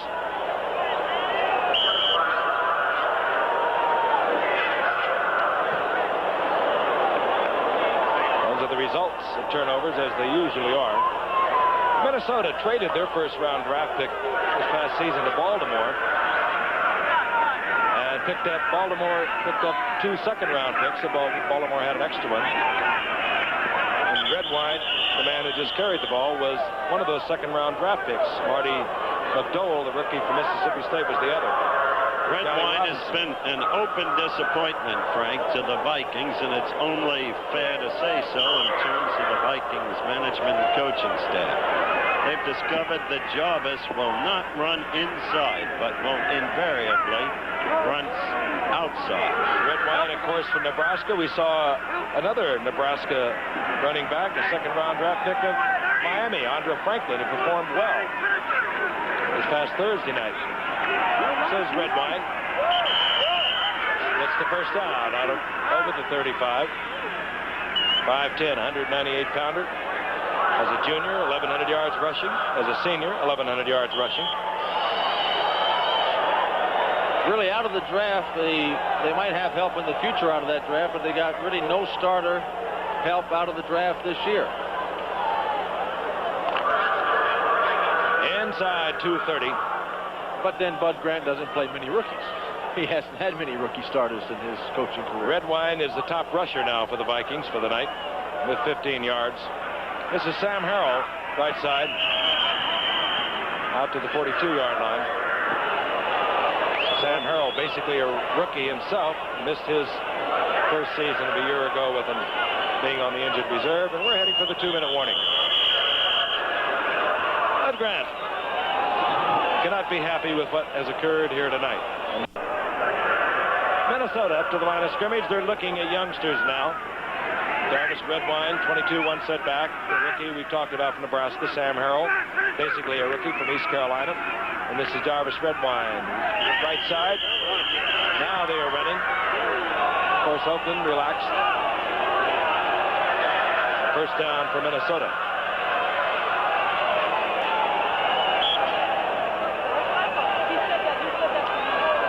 Stadium almost empty here as the final season of Metropolitan Stadium gets underway tonight, and a disappointing one, surely, for the good fans up here. And over the years, Fran, they have been good fans, great supporters. They really have. They've come out here to sell the stadium out in 10 below zero weather. It makes no difference to the weather here. They've been here to support this team. Okay, Wade Wilson, surrounded with a pair of rookies, did not like what was happening. He used the timeout. The Vikings have one. They have a little more than 1:20 remaining, and want to remind you again, if you haven't dozed off, that we are going to see quite a ball game on Thursday night at a special time again at 8:30. The Buffalo Bills with a tremendous defensive unit, and of course the steady, reliable Joe Ferguson, who finally has collected himself a supporting cast. First and 10.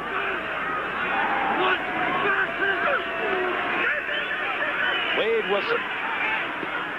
Complete. This is Bob Brewer, who has come in for Censor at tight end. You know, Jeff, the Vikings may be 0-2 now, but anybody in the Central Division knows as long as Bud Grant is here coaching, they're never out of this division race. That may be, but there are days of wine and glory, and success in sport is but transitory. And we'll watch this play. On second down and 2.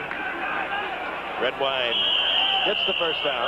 The basic fact is that realistically we are seeing a transition in power in the National Football League. Teams like Atlanta and Buffalo becoming first line. Consistency of excellence being maintained by Dallas and by Oakland. But Minnesota's in trouble. The draft choices aren't here. Pittsburgh has only 3 rookies on their whole team, part of their problem.